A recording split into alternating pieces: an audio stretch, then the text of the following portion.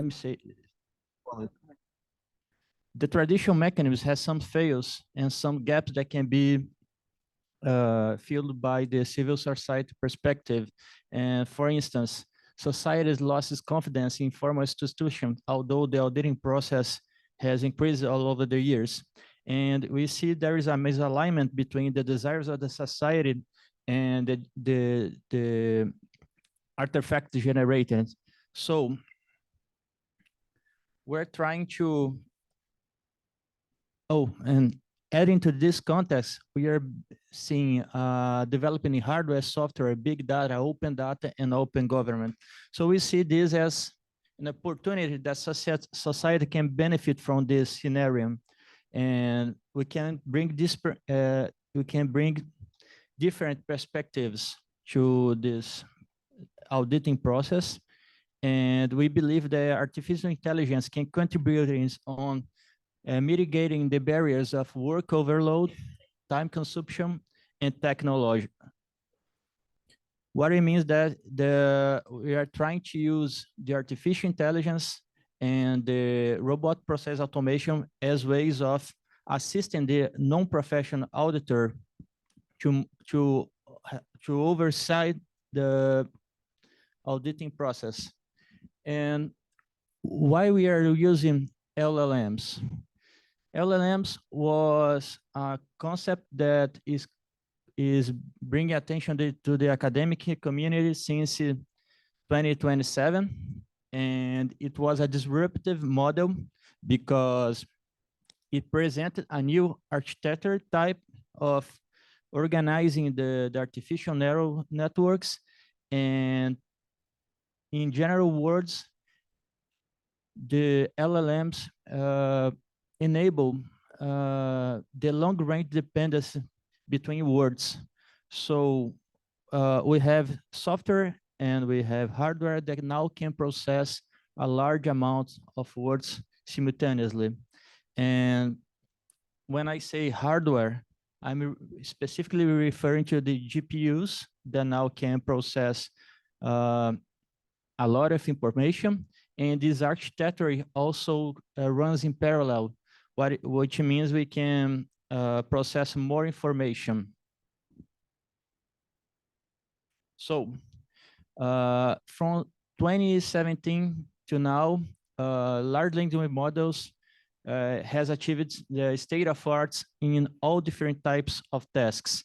So we see this as an opportunity to use in our work. And large language model has been used to generate text, to translate text, to answer questions, to make chatbots, to make summarization, sentiment analysis, and all sorts of types of tasks. So what's the basic concept of a large language model? You train huge neural networks with a large amount of text, and what it does is it infers the probabilistic relations between words, so it can generate new text. And we also can add to this concept the classification part. That is, we can do specific tasks like the sentiment analysis. That is a classification problem. And we see that there is a lot of developers on LLM, and it's been a huge advance. It's disruptive. We see the OpenAI ChatGPT that managed to gather more users than TikTok and Facebook and Instagram in the latest years. So we think that LLMs present process capacity, and they are adherent characteristics suited to the purpose of the armchair auditor. So we believe that LLM can impact societal accountability. Okay, so to start our research, we did some bibliometric research using the Prisma for identification, selecting, sorting, and later qualitative critical analysis of papers in this area. And we search for large language model and accounting. And we selected, and we use some filters, like we only selected peer-reviewed articles. We selected only articles in English with full access, and we removed areas that were not pertinent to the scope of this work. And by the end, we managed to find 8 reports that were qualitative, segmented in 2 categories. The first one was concerned about literary review, perspective, and research agenda, and 5 for practical application or propositions. And I have to make a disclaimer here. This doesn't mean that there aren't other works on this area. This just means that using the filters we used, this were the results. So this is an insight that we need to follow this path. Actually, let's make it more clear. We conclude that LLM are penetrating all fields of studies, accounting included. We also, sure. Just one little comment. You know, this terminology, LLM, is a recent thing. Yeah. You might want to, so the moment you use that as your filter, you are limiting yourself to things since maybe when Google came out with generative thing. You might want, if you are going to continue this, you might want to look at other equivalent words before, and you're going to find some of the baseline work that generated this. Just so, I think this is fine. I'm just saying that you have a little bit of limit in that search. Thank you, Miklos. You can have the mic.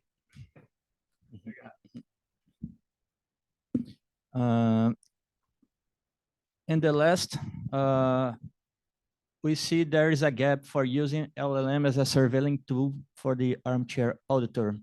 So we proceed by using state of PLE as the unit of analysis, and it's a state that has more than 200 municipalities, more than 3 million inhabitants, and we think it reflects the Brazilian reality, since there is different municipalities. We have bigger ones, smaller ones, and they also have an electronic system that we can use a robotic process for extracting the documents for analysis. And we also have a series of work on the researching field.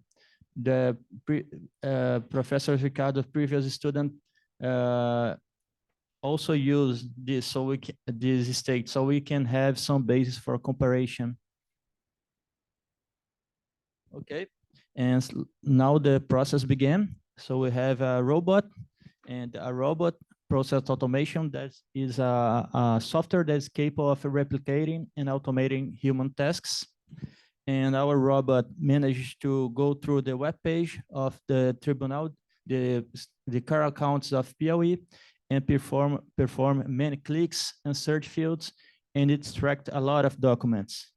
This would take a huge amount of time for a human to do this stuff, but our robot managed to extract almost 2,000 documents in a few minutes. And we are using 221 documents for the further analysis. And these documents concern basically 3 types of information. The first document is the report issued by the external audit. The second document is the conciliar report that presents a recommendation for approving or rejecting the government account. And the third document is the city council's decision. And what we do with all these PDFs, these documents, we feed it to a large language model, and we are using the GPT 3.5 Turbo. and that is the latest available on the OpenAI API. And currently is the most recognized model. We have a large documentation available for it. We can do it through Python and cloud processing. So I don't have to have specific hardware requirements to process all these documents. They are all processed on the cloud.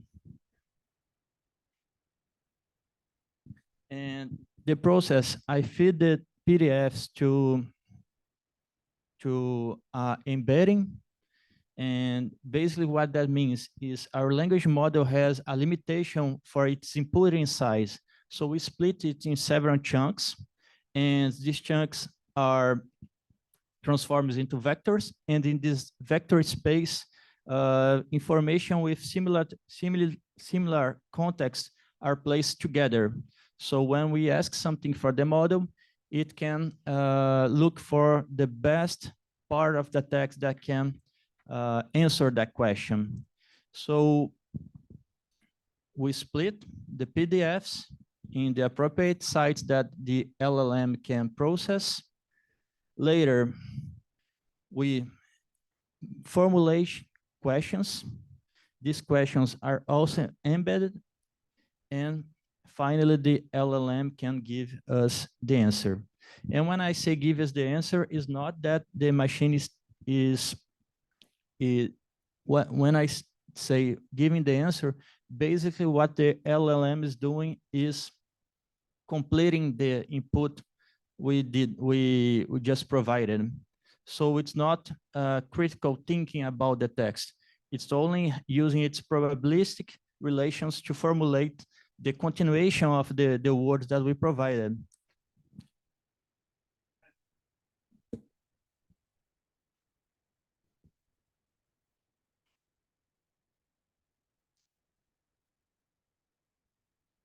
Can you go back to the previous slide? Sure. So you take the PDF and you convert certain chunks into embeddings in your code. So that's an intermediate step that you take before you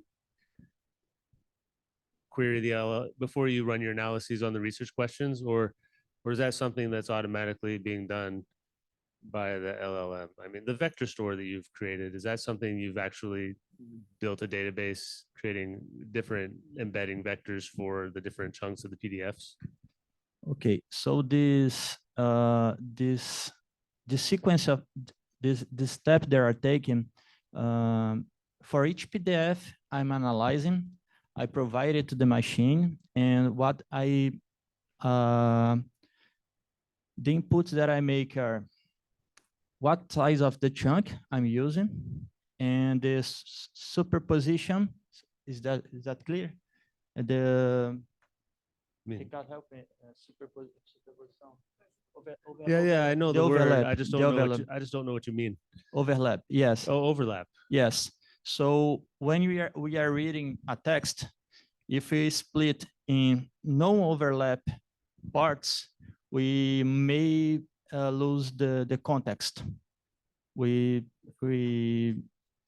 I understand. So I get the PDF, yeah. I split into chunks.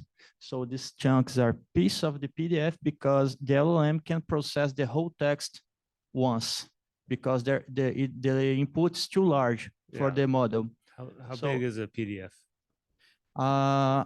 They vary in size, but I guess from 5,000 to 23,000 words. These PDFs on the database. And I guess the model works better when you reduce the size of the chunks.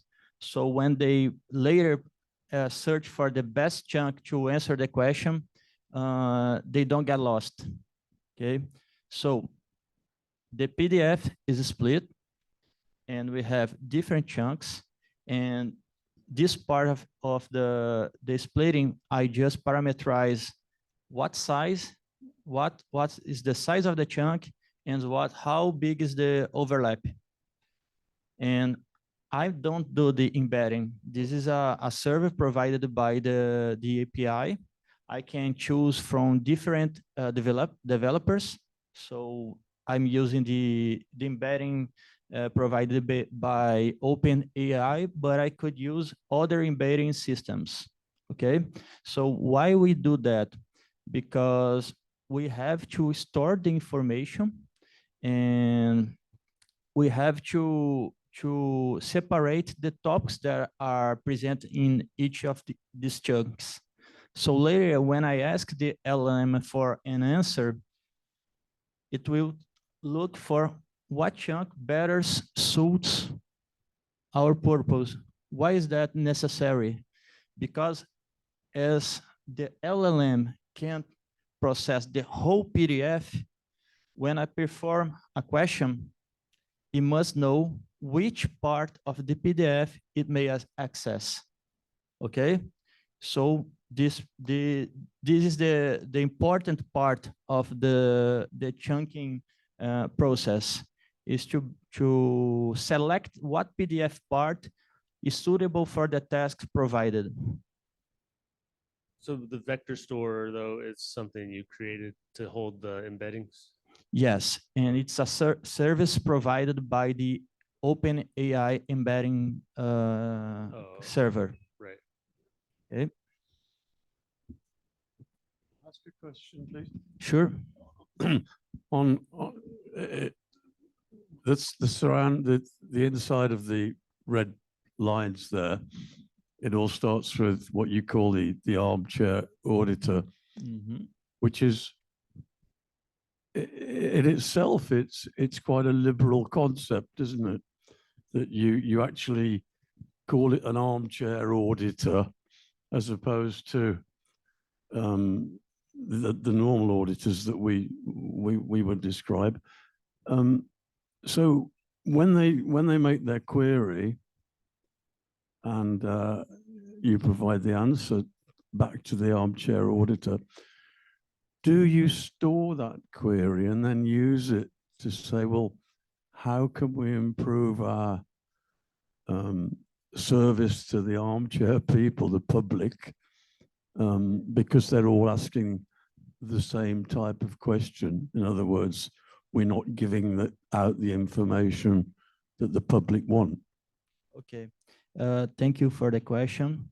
I guess this is I think to be pursued, but I think this is a further step. It's a next step, because this is just a basic framework for extracting the information. So let me give you an example to make this part more clear. Suppose I want to know if the account was the auditor suggests the approval or the rejection of the account. How do I do that? How do I perform that? So the traditional form is that I read the PDF and search for this answer. So was the account approved or rejected? And I read it, manually read it. So what we are proposing here is I'm asking the machine to provide this answer. So this split is given different parts of the PDF, and the machine now looks for what part answers the question I performed. Okay, and it's just that, it's limited to this. And I guess your question is a further steps for what we are doing with the series of armchair auditors performing tasks. And I guess this is a valid future work, and I guess this would help to move towards a greater impact and a greater use for the tool as well. That is very important. Okay, Kevin is can I move? Okay. So we make two propositions. The first one is that LLM can generate and detect artifacts from audit reports. And the second proposition is the LLM can use as a surveillance tool for the armchair auditor. And to pursue this or to investigate this proposition, we do some research questions that I'm going to briefly pass here, presenting the results. And the first research question is, can we extract name entities from the PDFs? And we present a query, a question for the large language model, and the basic in process is, I'm saying to the machine, you are an name entity extractor, act as in your spirit actor.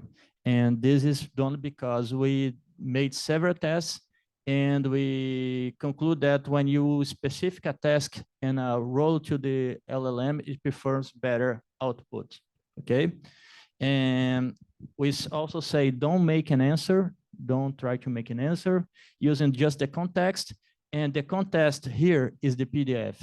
Kevin, this is where the chunk enters. We are using just the part of the PDF that we are trying to investigate. And later we input the question. What questions can we input here to extract name entities? We can't ask you, what's the name of the municipality? What's the name of the mayor? What's the fiscal year? What's the process number of the document? What's the name of the rapporteur? And this is performed on all of the documents. And the results, we retrieved all of the municipalities, we retrieved almost all of the mayors, rapporteurs, and the process number. So we believe that LLM can be used to extract name entity. And the only issue we have was with the fiscal year, but we see that the human analysis, the human inspection of the PDFs made clear that there was no, the word fiscal years was not explicit on the PDF. So we think that caused this lower performance.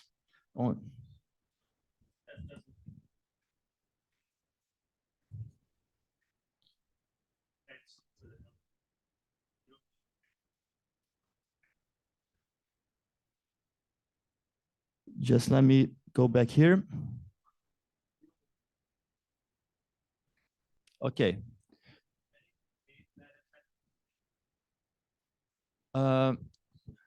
I'm asking the question here. The armchair author is asking the question. I can't answer, I can't ask for the LLM to use the whole PDF to answer this question. Why? Because the PDF is too big. But you can do just a chunk of the PDF. Yes. So why is the embedding process? I split into chunks. It maps the chunks into a vector space, and I do the same thing with the question. So when I embedded the question, I look for the vector store and I see in this vector space, which ones are most similar? What's more similar? Right. My question is, and I know people here might get bored, but do the embeddings retain, I know they're just vectors and numbers. They don't retain the named entities that you're searching for? Those are in the chunks themselves. Yes. So why do you have the intermediate step of embeddings for the RQ1? Yes, the embedding stores all the information from the text, the PDFs, but they store it in a vector space that is a representation that contains all the information in a different shape. Can embeddings be translated back into the original text? Yes, they can. They just exactly the same. Oh, okay. Exactly That's the what I same. didn't understand. Okay. Exactly the same. And if we say the queen and the king, these two sentences must be mapped together in the same part of this embedding space, and the dog must be far away from this. Moving to the second research question, we asked for if the LLM can identify the reporter votes. And yes, it retrieved almost all the correct votes, 94% of the time. And in this process, we also validate manually. And so I checked if the answer provided by the machine was correctly. And what we conclude is that if we do better queries and better tasks and better roles, provide them with better roles for the machine, the answers will be more adherent to what we are expecting. And the third recession question, can the machine identify the inconsistencies on the reports? Yes. They return a list with all the inconsistencies. And the next step, what kind of patterns and inconsistencies were found? And does this really reflect what's in the documents? And to do that, we inspect the words distribution, and we also examine the topics that they form. And we conclude that it seems plausible that these inconsistent are true, but can we really say that it is true? So we performed a further step, that is the fact check, and the human analysis showed that I think DLM was not able to retrieve all the granularity in the documents. Although when we see how the chunks were selected, and we provided the inconsistencies for the machine and say, is it true? Is this a fact? Is this true or false? And the machine provided the correct chunks for justification the output. So what we conclude by this, the machine can extract inconsistencies. The inconsistencies that were reported were all true, but they are not reflecting all the information on the documents. So they could be used as a guidance for further inspection. On the summarization process, we also asked for the machine to summarize the content, and it find most of the answers were providing correct outputs, and they provide the output from what we requested. They identify the important parts of the text. They included even the name entities on the summarization and the vote recommendation.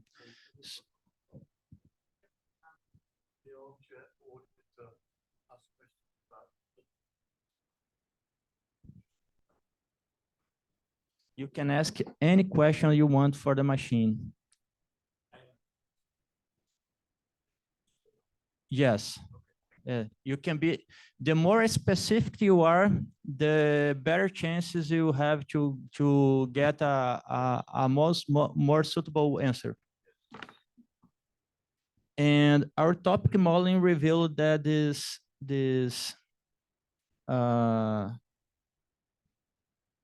let me just put here. The top modeling revealed that this inconsistency, the summarization seems to provide a general analysis of the PDFs.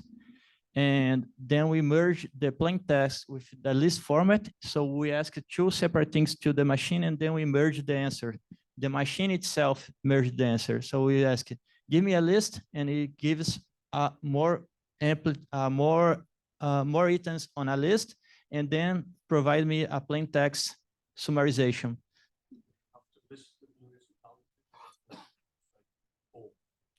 No, what I did, I run for each municipality, I did a different query, and then I qualitative analysis the results. And And the final result is that, yes, LLM can summarize documents of auditors. And the 5 and 6 research questions concerns about identifying patterns and cross-reference. And just to attend the time, I will be more briefly here. Can artificial intelligence find patterns in audit documents? Yes, it can provide a list of patterns. And can we enable cross-reference? What's cross-reference? We have different information from different files. So we are feeding the LLM with 2 distant files, and our question needs the machine to inspect a PDF to see what was the rapporteur's vote, and another PDF to see if it follows the recommendation, okay? And machine could cross-reference these documents. And so here it looked for a chunk for one PDF and a chunk for the other PDF to extract the answer. Okay, so to conclude, the LLM can assist the armchair auditor in extracting name entities to retrieve specific information and to summarize documents and to help tasks that are need cross-reference dependence. And so we finalize by saying that the propositions we are looking for are pertinent. Okay. Thank you, Felipe, for your presentation. Now I'd like to invite Professor Rui to start the discussion about Felipe's paper. And after Professor Rui, I'll send the mic to Kevin, okay? So Rui, please, the mic is yours. Okay, thank you. Good morning, everyone. It's a pity I couldn't be there because it's much warmer than here in Portugal. And I also want to thank you for the opportunity to discuss this very interesting piece of work. I haven't heard all the questions you made in the floor, so I hope I will not repeat one of them. But I just want to say that this is a very interesting paper. It provides a very interesting review on topics such as LLMs, which ends on table 1, and section also on the topics of sousveillance, which end on section 2. I think this reflects, this paper is a bit long. I think it reflects the fact that it's a thesis, or it's part of a thesis, but I think, of course, for submitting a paper, it needs to be substantially reduced and focused, I would say, particularly these 2 sections. I would say section 1 and section 2 and section 3. It's too long. I must confess, in some parts I've skipped a little bit, and then afterwards I noticed that perhaps I should go back to read some of the details. I don't know if you want me to make an overall review, let's say, of the paper, or if you want to engage in discussion. I will perhaps start by putting you some very broad questions and then go into detail so that I don't spend too much time with detail. If I look at the first page of our research limitations and implications and so on, as I said, I think this is very interesting, this line of work. But there is 2 questions that immediately come to my mind, which perhaps you would like to answer in the end. One of them is, okay, this is trying to assert whether these models, these LLM models and AI could assist armchair auditors in auditing the auditors, let's say. But one of the conclusions I think we can take from reading is that the results depend heavily on the prompt engineering, on the structure of the prompt. My question is this really easy for an armchair auditor. And I'm thinking an armchair auditor as an ordinary citizen, let's say, who is used to use ChatGPT for other purposes. And this heavy requirement on the prompt engineering, does it make this tool suitable for this kind of armchair auditor?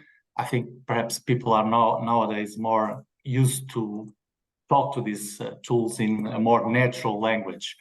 And particularly because, and this is my second question, as I understood, I didn't understand that from reading the paper, let's make clear, but from questions from the audience, that you have to provide in every question the context. I think the context is a PDF. I'm not sure if it's a chunk, but it's, again, to reinforce my first question, is this not a heavy requirement for an armchair auditor to have to provide the context, the specific context in the question? That's the second question for me. And the third one, and then I will go to the more detailed issues. But the third one is explainable AI. When you analyze the results, you sometimes state that it's not clear for you why such results came about. So this means that, of course, this is a well-known problem from AI, some lack of explainability. But this lack of explainability, perhaps it's even more important when the users are armchair auditors, because how confident can they be on the answers if they get no sort of explainability from those answers?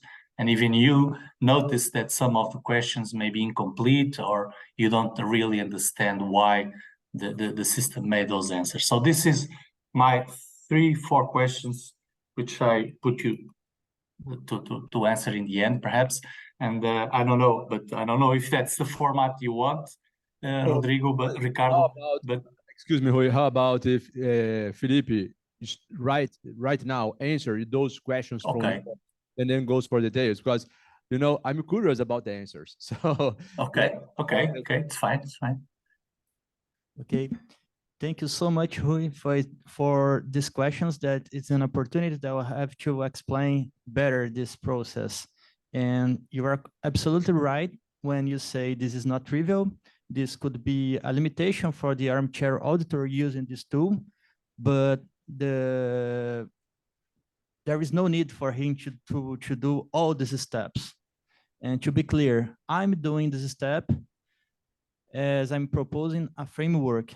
And once this framework is established, the armchair auditor wouldn't need to input all those prompts. And the prompt engineering and this prompt formatting and the role and the task you are asking the machine to perform can be segmented part of this framework. So I can assemble this, and the only thing the armchair would need to do is to provide a straight question. So when the armchair author is using this tool, he's saying, what's the mayor's name? And that's the only thing he'll need to do. But behind the curtains, the algorithm is using a much complex but not difficult prompt. So he's gathering the piece together, but this is not a task for the armchair auditor. So I don't think this is a limitation for the armchair auditor in using this technology. The limitation that is straightforward for using this approach is that the armchair author can't edit the prompt himself. So he won't be able to think and use a better whole, or suppose you want the answer in a different format, and it wouldn't be possible to perform. And this goes with the second question that was about the embedding process. That's also transparent to the final user. I did the framework, and now the armchair auditor can use it. So he don't need to embedding the PDF and all of the stuff. All he has to do is point what's the PDF he wants to be analyzed, and what's the question he wants to be answered. That's it. That's what the armchair auditor may provide. So one of the main drivers of this for this research and our purpose is to make AI tools enable tools. So we are trying to mitigate the technological barriers that may come from it. So we are trying to provide the final user a tool that he can straight get answers that he could help to achieve, could move towards societal accountability. Okay, and the third part, the third question is very interesting, and I guess this is an intrinsic limitation for using this type of models, at least nowadays, that these are closed LLMs, at least the OpenAI.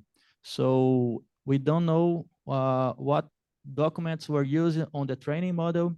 We don't know what filters they use, and surely this introduce bias to anything that you provide, anything that is provided as answers.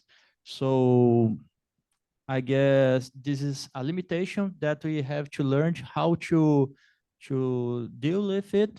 And what I think we must conclude from the answers is that they are not final answers. They are pointing the directions that the armchair auditor can further manually investigate it if he wants to go deeper in some questions. So for instance, if I want to know if a municipality is doing something about, is concerned about the education problems, I would have to go to the card of account website and dig for a bunch of PDFs and read them all. And in I guess a few hours, I would have the answer. Now I just get to input this PDF, and I would have a glimpse of where to directly look for it. Thank you, Felipe. Rui, Okay. Rui. Okay, so I understood your question, and I think, but I think that this points to one of the. I will just make 4 issues that I think you should look into to improve the paper, and one of them is this figure 2 and 3. Both of them I found a little bit confusing.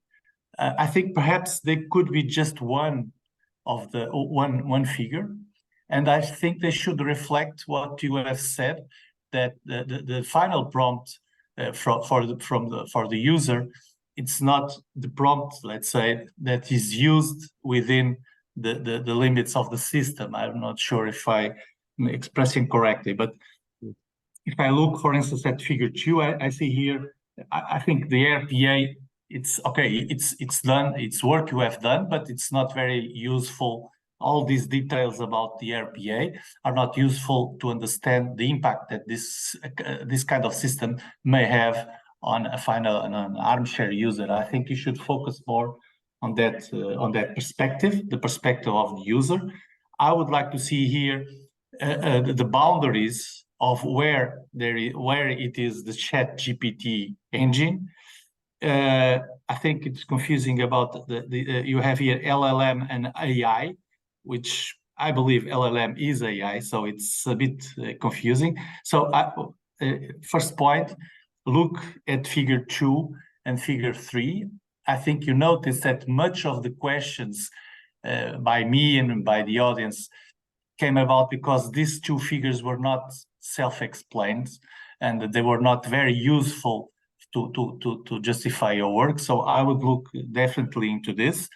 The second thing is, as I've said, that there are some parts of the paper which are too long for a paper. Let's say it's necessary for a thesis and to explain your work, but they have too much detail, particularly those sections 2 and 3.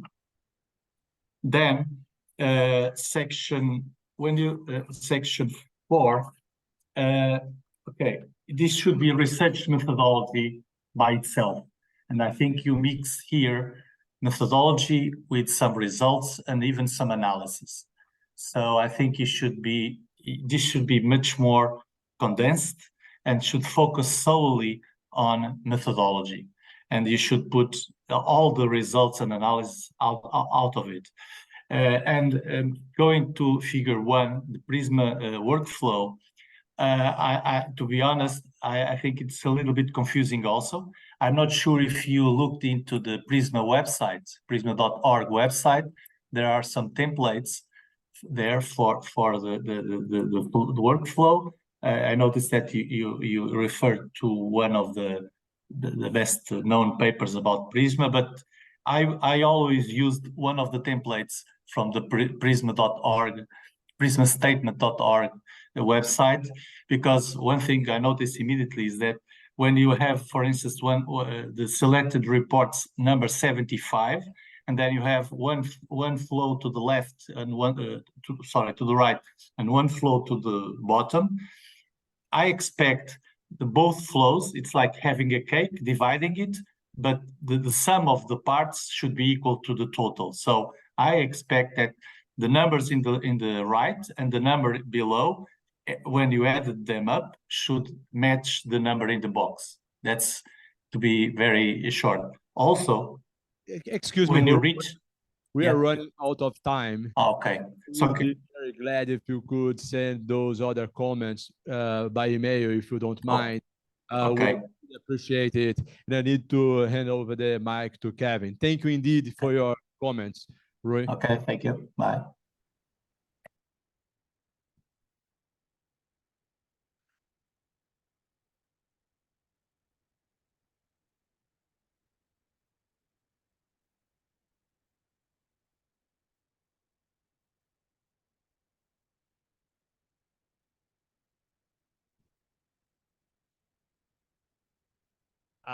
So I decided to make the font as big as possible. Just because I'd never done it before. So yeah, anyway, armchair auditing. I hate armchair auditing as a reason for research, and it's not your fault. A lot of people have done armchair auditing. I just don't think they exist. I just don't know who they are. I understand that we have open data now, and anyone can analyze it. Anyway, I don't want to blame you for that. I'm not asking you to change that. I'm just saying in general, I just don't know who they are. Like, I've never met one. I think what you're doing is really great though. And it applies to more than just people who are not professionals. I think it applies to anyone. And I think it,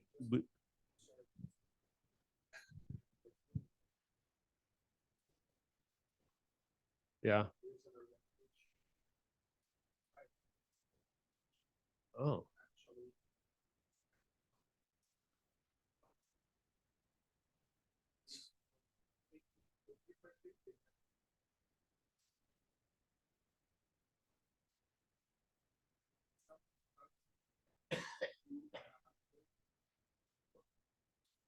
Okay. Oh, so okay. It's yeah. Yeah. I mean, this is something I just don't know about. So if they exist, then I appreciate any information. I don't know, but well, let's not discuss that. That's not what the paper's about. But I did watch the original talk where he said, we'll use an army of armchair auditors and all that stuff. Great. So I liked your discussion on NLP and LLMs. I thought it was great. I have a really good video for you to watch on this from another guy who gives the history of LLMs. It's really interesting. If you send me an email, I'll send you the video. It's just 1 hour long, and it's a real fun watch if you can be fun. I liked it so much. The literature review, I thought maybe you could have included maybe papers on SSRN and archive, even though they're not peer reviewed, because it takes such a long time to publish a paper on this area that it's such a new area, right? In November is when ChatGPT came out, like 1 year ago. You're not going to have a lot of published papers. All the new stuff is on archive. You know that. Yes. And you mentioned that, you know, you only focused on a certain subset of papers, whatever. So in your literature review, you know, that was my thought. It's up to you though. Okay. This figure, I thought has a lot of great information. I just didn't think it was explained very well in the text. So you might want to look at it. And whenever I present a figure like this, and maybe you did do this like throughout the paper, but I mean, I'm going to have to go through box by box and explain what they all are and arrow by arrow, right? And I'm going to always be constantly referring back to the figure so that the reader understands what this is. And so when I saw this, I think all that information was in the paper, but it might have been more spread out. All right. This figure you did a better job on, I thought, in terms of explaining it in the paper. Even right after the figure, it sort of follows up with the explanation of the boxes and arrows. Good job. Okay, when I looked at your research questions, I thought 3, 5, and 6 were the interesting ones. I thought 3, though, was the most interesting. I thought 1, 2, and 4 were kind of like, yeah, I expect it's going to do a great job at the name entity extraction. But when I saw 3, 5, and 6, I thought, okay, this is a little more difficult. I am really wondering how the LLM will perform. So that's just what I thought. But I'll get back into number 3. Right. So you said you use 3.5 turbo. It's I think 3.4 is out now on the API. You can use 3.4. I mean 4, not 3.4. GPT-4. It's an API. So. Yeah. By the day I performed, but when you used it was the latest one. Okay. Maybe that was qualified in the study. So at the time of the study, it was 3.5. You know, okay. Yeah, that's fine. That's fine. You said the parameterization setting was temperature. There's other parameters you could set. Are there not, other than temperature? Yes, they are. You can parameterize other. You can make up other settings, but you didn't adjust them at all. I didn't adjust them. I just used the default OpenAI settings. Okay, yeah, you probably don't need to mention them in the paper. It is a long paper, like the other discussant said. Hui. So research question 3, I didn't understand what you meant by inconsistencies. I thought when I read the paper, I was going back and forth, like, what is an inconsistency? Do you mean inconsistency or do you mean a deficiency? Like when I read inconsistency, I expect them to say one thing here and a different thing there. Like there's conflicting statements. Or did you mean there's a deficiency? Like you said, some of the deficiencies were, you know, something was submitted late or something like that. The inconsistency reflects the artifacts that would lead the accounts to be rejected. There are problems on the auditing. There are problems found on the auditing process. Right.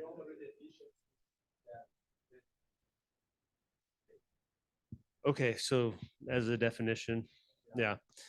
But in your study, the prompts use the word inconsistency? Yes. So you can't go back and really change it, but I don't know if you need to. But to me, when I was reading it, it just read like a deficiency, not an inconsistency with their rules, right? But not within the document itself. That's what I was expecting to see, I guess. Anyway. Also, RQ3, when you did the analysis, I was like not really buying most of what you said until you got to the part of the human assessment, right? Because I thought you really had to have the human go in and look and say, did the LLM produce factual results? And you did get to that part. You had a short but you had all these other additional analyses where you did like the n-gram analysis and the topic modeling, because it generated so much data, inconsistencies for every single document, for every single filing or from your data set. And so you were looking for a way to analyze it sort of automatically also, I think. But I don't know. I really wanted to see more about the human assessment. Overall, though, I thought it was a really great paper. You seem to get really good results for RQ 1, 2, 4, 5, 6, and 3. If I could see more, you did the human analysis on one case where there were 13 inconsistencies or deficiencies. Yes. And you said, and I like how you had it kind of judge itself also, like you had it rate itself, whether it was right or wrong about identifying inconsistencies. I like that too. I just wanted to see a little more human checking, and you could probably do that with a few more at least to get a larger sample. Okay. Yeah, but those are my comments. But overall, I really enjoyed reading it.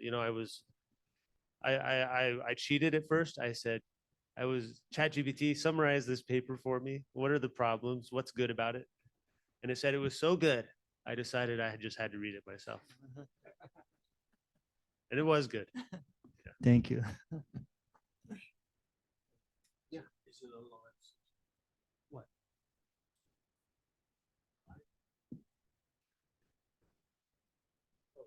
Do it? Yeah. No, you don't have. No, I don't have my notebook here.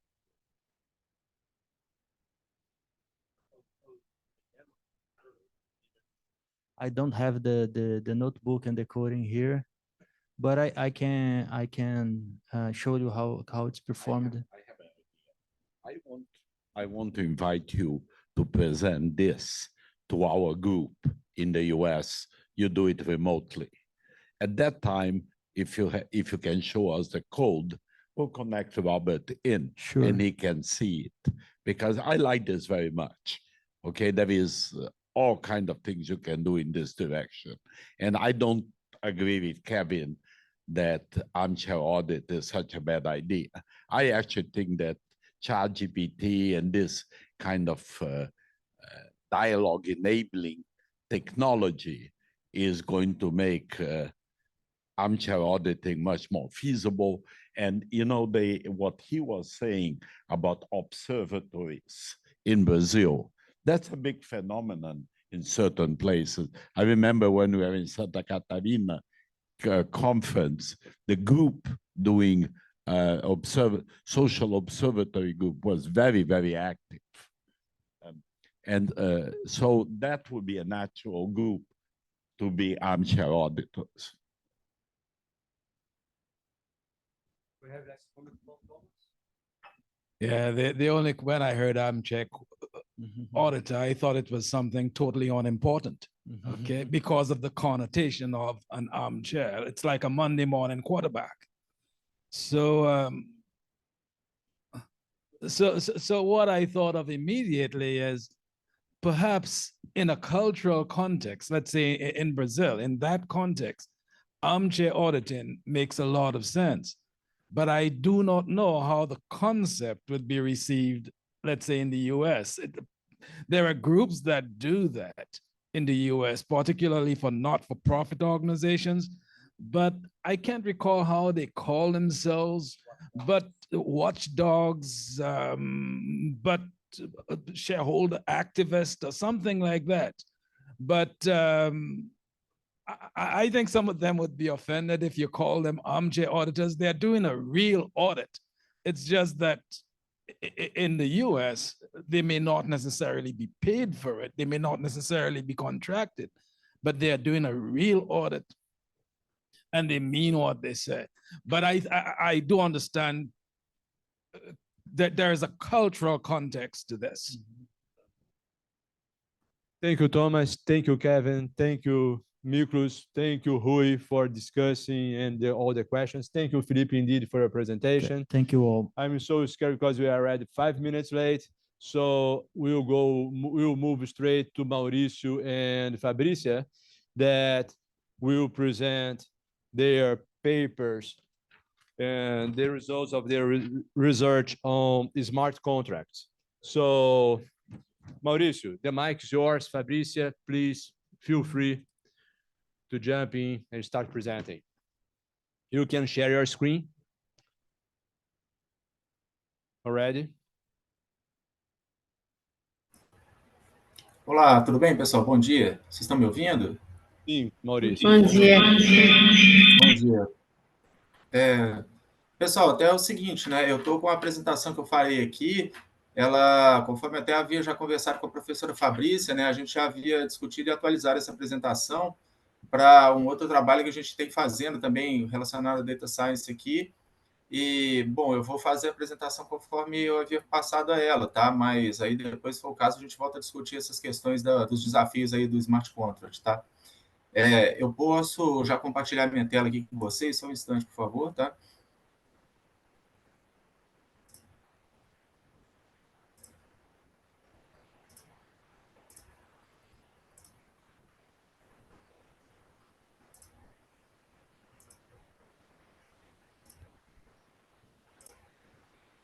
Estão vendo a minha tela aí, pessoal? Já estamos vendo, sim. Fique à vontade para apresentar.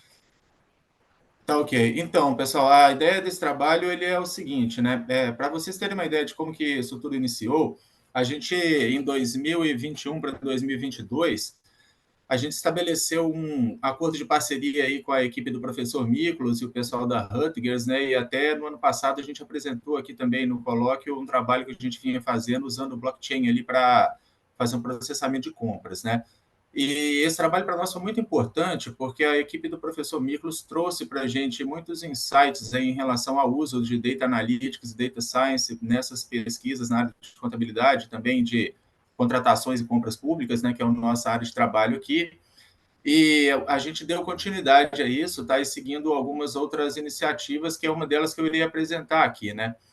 Uma das coisas que eu acho bem interessante que a gente trouxe dessa parceria, e daí eu agradeço muito esse trabalho feito junto com a equipe do Miklos, né? É que a gente tinha essa necessidade de trabalhar com equipes que estavam em diversos locais ao mesmo tempo, né? A gente trabalhou com uma equipe do professor que parte dela estava em Nova York, tinha uma parte até, se não me engano, em outros países também, mas o que acontece foi o seguinte, a gente precisava ter uma forma de trabalhar que nos permitisse o compartilhamento de código-fonte, né? E a gente pudesse fazer essa discussão e o avanço desse código. Então, a gente acabou utilizando algumas tecnologias aqui que eu vou apresentar para vocês também, né? A gente fez esse trabalho todo com a intenção também de fazer o que a gente chama de replicable research, né? Ou seja, a gente dar condições a outros pesquisadores a replicar aquilo que a gente vem fazendo e avançar nesse trabalho, né? Esse caso que eu vou apresentar aqui, ele está ligado a um projeto também que a gente tem dentro, né? Que esse projeto que vocês estão vendo a logo aí do Smart SC, a gente fala que isso é um projeto de uso de inteligência nas compras públicas de Santa Catarina, tá? E também vinculado a esse outro projeto que está o logo aqui embaixo, que é o Compras SC.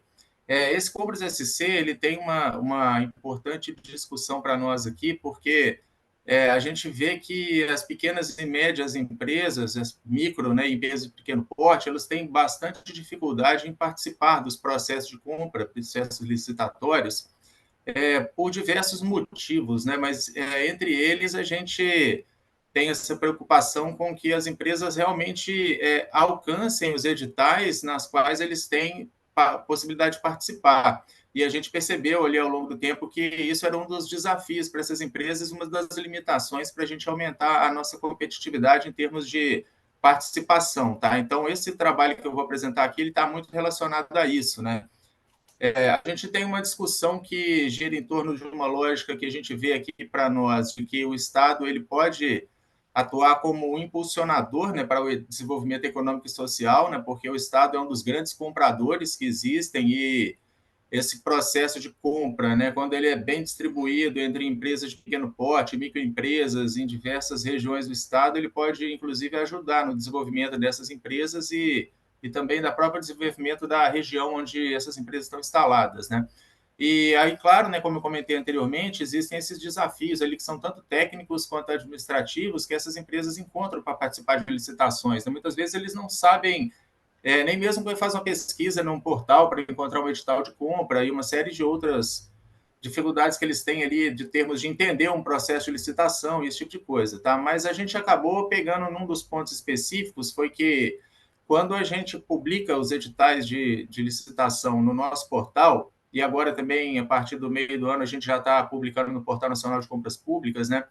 A gente publica o documento em PDF, né, o edital da licitação, e a gente publica uma prévia do objeto que está sendo comprado. Porém, muitas vezes esse objeto ele não reflete exatamente ali o que é a compra em si, em termos dos itens, né, que estão disponíveis no edital. E isso aí dificulta muito a participação dessas pequenas empresas, tá?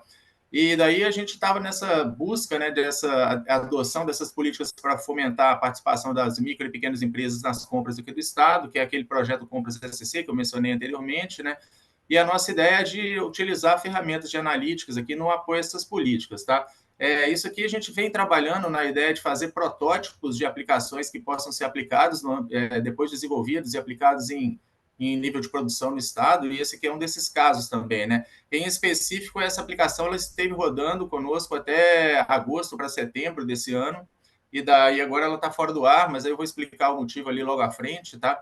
Mas o que interessa para a gente é que a gente tem essa ideia de que o objetivo do trabalho é realmente a gente fazer um protótipo, tá, de uma aplicação que seja baseada na web para facilitar o acesso a essas empresas aos editais de licitação, tá? A gente buscou alguns dados aqui que a gente tem na nossa base referente aos fornecedores por porte, né? E daí, nesse gráfico aqui, vocês podem ver que, em termos de fornecedores, a gente tem ali uma grande parte dos nossos fornecedores, cerca de 11, quase 12 mil fornecedores que são desse perfil de médio porte, microempresa, empresa de pequeno porte, em contrapartida com as empresas de grande porte ali, que estão em torno de 5 mil, né? Porém, quando a gente vai ver o valor que é contratado aí ao longo do tempo, a gente percebe que existe uma discrepância grande nisso, né? A gente acaba que as empresas de grande porte, elas acabam vencendo, né, a maior parte dos certames e a maior parte dos contratos são fechados com empresas de grande porte. É a nossa intenção, claro, né, existem alguns tipos de contrato ou serviços que, dada a complexidade, por exemplo, acaba que empresas de grande porte alcançam esses processos, acabam vencendo os processos licitatórios, mas a gente tem uma quantidade muito grande de processos que são materiais básicos, enfim, materiais que podem ser comercializados por empresas de micro e pequeno porte, mas que elas acabam não participando, né? E a gente vê ali também que a gente tem crescido muito no total contratado aí ao longo dos anos, né? Vocês podem ver o gráfico até 2021 ali, como que ele basicamente dobrou, né, de 2017 para 2021, e a gente tem ali uma proporção também das empresas MEPPs crescendo, porém a gente ainda acredita que isso possa aumentar um pouco mais, né? Mas em linha com esse trabalho aí, o que a gente discutindo já essa questão da participação dessas empresas, o que a gente fez, na verdade, foi fazer um grupo de trabalho interno, tá? A gente existe dentro da diretoria de licitações e contratos, da qual eu faço parte, né? Eu sou atualmente o gerente do sistema de compras públicas do Estado, tá? A gente é vinculado à diretoria de licitações, e essa diretoria ela é distribuída entre outras diretorias e outras gerências também, uma delas que trabalha todo o planejamento de compras do Estado, e uma gerência que a gente chama que é a Central Estratégica de Compras Públicas, que hoje vem centralizando boa parte das compras públicas do Estado, tá? A Secretaria da Administração está nesse processo hoje de fazer a centralização das compras, que a gente acredita também que a gente tem condições de ganhar em escala, em ganhar poder de negociação, tá? E a nossa ideia também era facilitar essa busca e utilizar um robô que pudesse fazer uma busca mais detalhada no nosso próprio portal de compras e fazer uma entrega dessa informação para os usuários de uma forma mais amigável do que acontece no portal hoje, né? Por meio dessa, a gente fez uma série de discussões ali entre as gerências para identificar realmente o escopo do que a gente iria trabalhar, né? E a gente acabou definindo que a intenção seria construir um robô, tá, para fazer uma raspagem dos dados nos editais que estão disponíveis no portal de compras de Santa Catarina, a fim da gente identificar itens que estão constando do plano anual de compras nesses editais e apresentar isso de uma forma mais amigável para o usuário, né? Essa aplicação ela tem o objetivo aí de apresentar essa lista de itens de uma forma amigável, mostrar esses planos, as informações, itens constantes no plano, para que os fornecedores possam selecionar aqueles itens que eles venham a trabalhar ou possam vir a comercializar e listar para eles de uma forma mais simples todos os editais que estão relacionados com aquilo, né? E a ideia também é que essa informação possa ser baixada por esses fornecedores e ele possa participar desse processo de compras. Quando a gente foi montar essa estrutura, a gente optou por utilizar um stack que era totalmente open source, tá? Então, nós usamos ali ferramentas do Google, a gente trabalhou no front-end ali utilizando uma ferramenta que é o Looker, né, que é o antigo Google Data Studio, ferramenta de data viz, e utilizamos como back-end o Google BigQuery. O Google BigQuery ele é como se fosse um data lake, né, um espaço para armazenamento de informações que a gente está utilizando para extrair os dados, né, do nosso portal, organizar essas informações como dados relacionais, no banco de dados relacional, e depois a gente disponibilizar isso numa ferramenta de visualização, tá? Esse trabalho nós utilizamos como linguagem de programação a linguagem R, que é uma linguagem que é bastante utilizada, né? Ela é bem robusta para esse trabalho de análise de dados, raspagem de dados, tá? Essa linguagem ela é uma das que a gente vem discutindo como as que estão hoje como as principais linguagens para trabalhar com analytics e data science, né? Muito também já me questionam várias vezes sobre por que é que a gente utilizou a linguagem R ao invés da linguagem Python, né? Hoje, se a gente fosse refazer esse trabalho, eu recomendaria a gente utilizar o Python, tá? Eu digo isso muito porque a linguagem R ela é uma linguagem um tanto quanto mais complexa para trabalhar e ela também não tem a mesma abrangência, né? Inclusive para a gente buscar profissionais que possam trabalhar e avançar nesse trabalho. O Python, hoje em dia, para análise de dados, eu creio que pode ser considerado aí a principal tecnologia, né, a principal linguagem de programação para isso. Ele tem uma comunidade aí que é bastante ampla e que está sempre renovando, construindo novas bibliotecas, disponibilizando. Então, hoje, eu acredito que a gente trabalharia com a linguagem Python, tá? A gente trabalhou com R porque a equipe que a gente tinha na ocasião era especialista nessa linguagem e a gente acabou seguindo por esse caminho muito pela capacidade de trabalho da nossa própria equipe, tá? A gente trabalhou usando principalmente a biblioteca Harvest ali da linguagem R, né? E no caso do back-end a gente usou o BigQuery também, é uma das bibliotecas que a gente tem ali no Google BigQuery para construir toda essa aplicação, tá? Depois até vou mostrar para vocês ali o repositório também, falar um pouquinho do código, esse tipo de coisa, né? Quando a gente foi fazer esse trabalho, tá, a gente teve que fazer uma série de rotinas de raspagem de dados e de tratamento, né? Acho que vocês já estão acostumados aí nesse processo de web scraping, ele é um processo muito iterativo, né, de idas e vindas. Então, nesse caso, a gente fez ali 3 rotinas de raspagem, tá? Isso aí no documento do texto está listado uma a uma ali, eu só trouxe aqui um corte, né, do que a gente fez ali.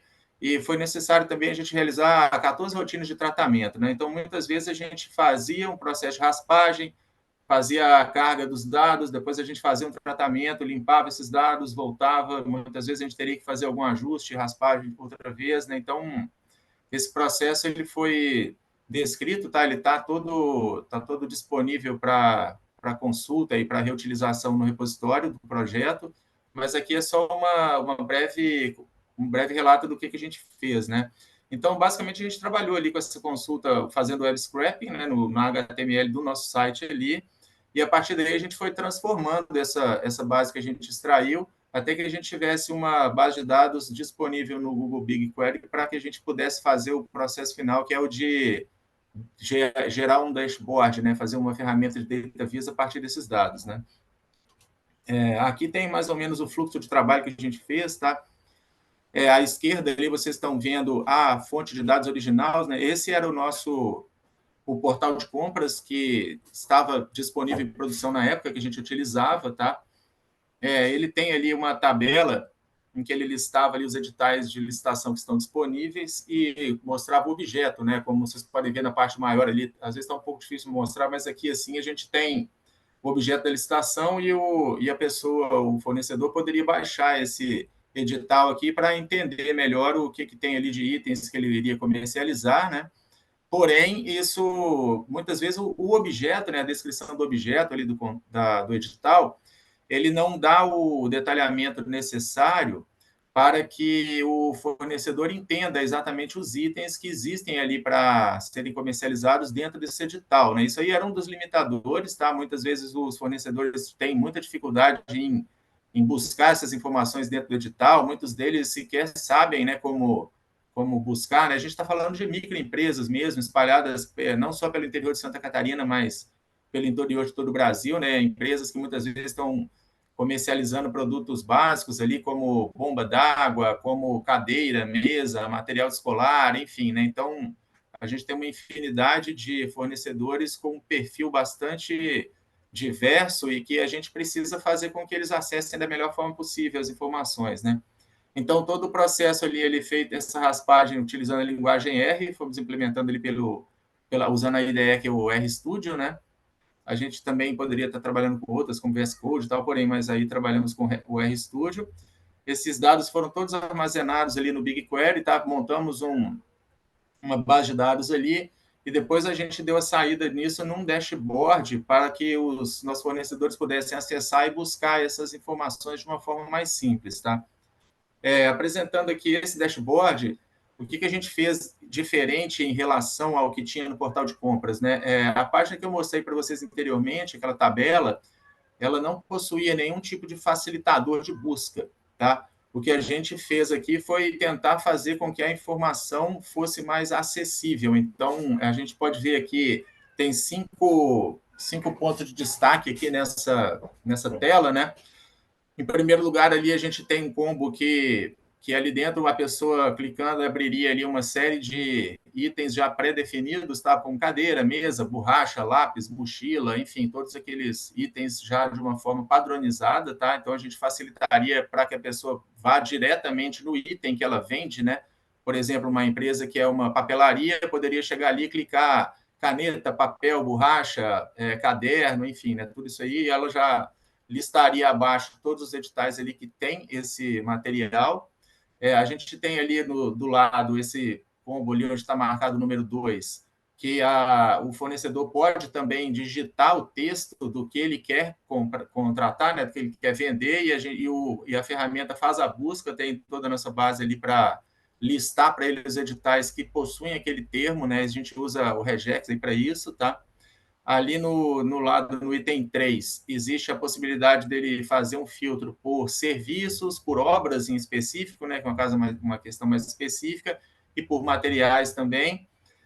No lado ali no item 4, a gente mostra, uma vez que a pessoa fizer os filtros, usando a 1, 2 e 3, vai listar ali quais são os editais, né, e a quantidade de editais que a gente tem ali com o material que ele tem que estão disponíveis, os editais que estão disponíveis, e abaixo a gente mostra uma tabela que é muito similar àquela que aparecia no portal de compras, tá? Até com o campo item 5 ali, onde o fornecedor pode baixar o edital, porém, quando essa tabela é apresentada, ela já vem filtrada conforme a busca que foi feita pelo usuário, né? A gente percebeu que isso aí facilitou muito o acesso dos nossos fornecedores e fez com que eles pudessem ter acesso a editais, e a ideia é que a gente, agora no final do ano, né, a gente está fazendo uma revisão do nível de competitividade que a gente conseguiu ampliar com isso, né, o número de participantes nos certames, e a gente está com os resultados que são interessantes ali também, tá? Isso muito provavelmente para o ano que vem a gente já tem algumas informações novas para mostrar a partir disso. O que a gente pode trazer ali em relação a contribuições com esse trabalho, né? Um dos pontos que a gente achou bem interessante foi essa utilização dessas técnicas de web scraping nesse contexto de compras públicas, né? Então, a gente está fazendo com que seja mais efetiva a busca de informações em editais para os nossos fornecedores, tá? Em termos do desenvolvimento desse protótipo, a gente acredita que uma das contribuições que esse trabalho trouxe é justamente a gente trazer a lógica de práticas mais colaborativas para o desenvolvimento de soluções tecnológicas no setor público, tá? Eu vou mostrar para vocês aqui o código-fonte, ele está disponível em GitHub, depois, caso vocês queiram acessar e conhecer e até mesmo fazer reutilização, fiquem à vontade, né? E também essa lógica que a gente vem trabalhando desde dessas primeiras discussões que a gente teve com a equipe da Rutgers ali também, de trabalhar no aprimoramento da transparência do próprio código-fonte das aplicações que a gente vem desenvolvendo, né?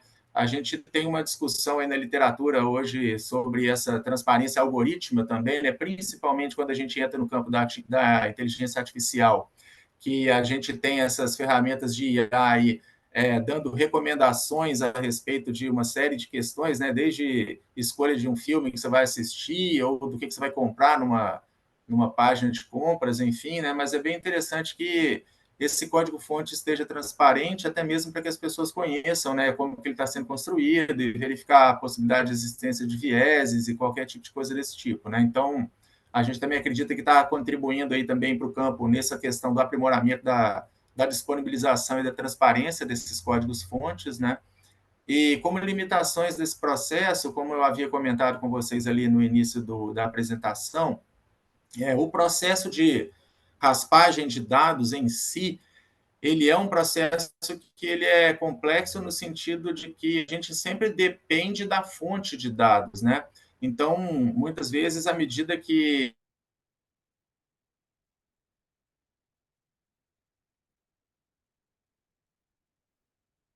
o nosso robô ele perdia a capacidade de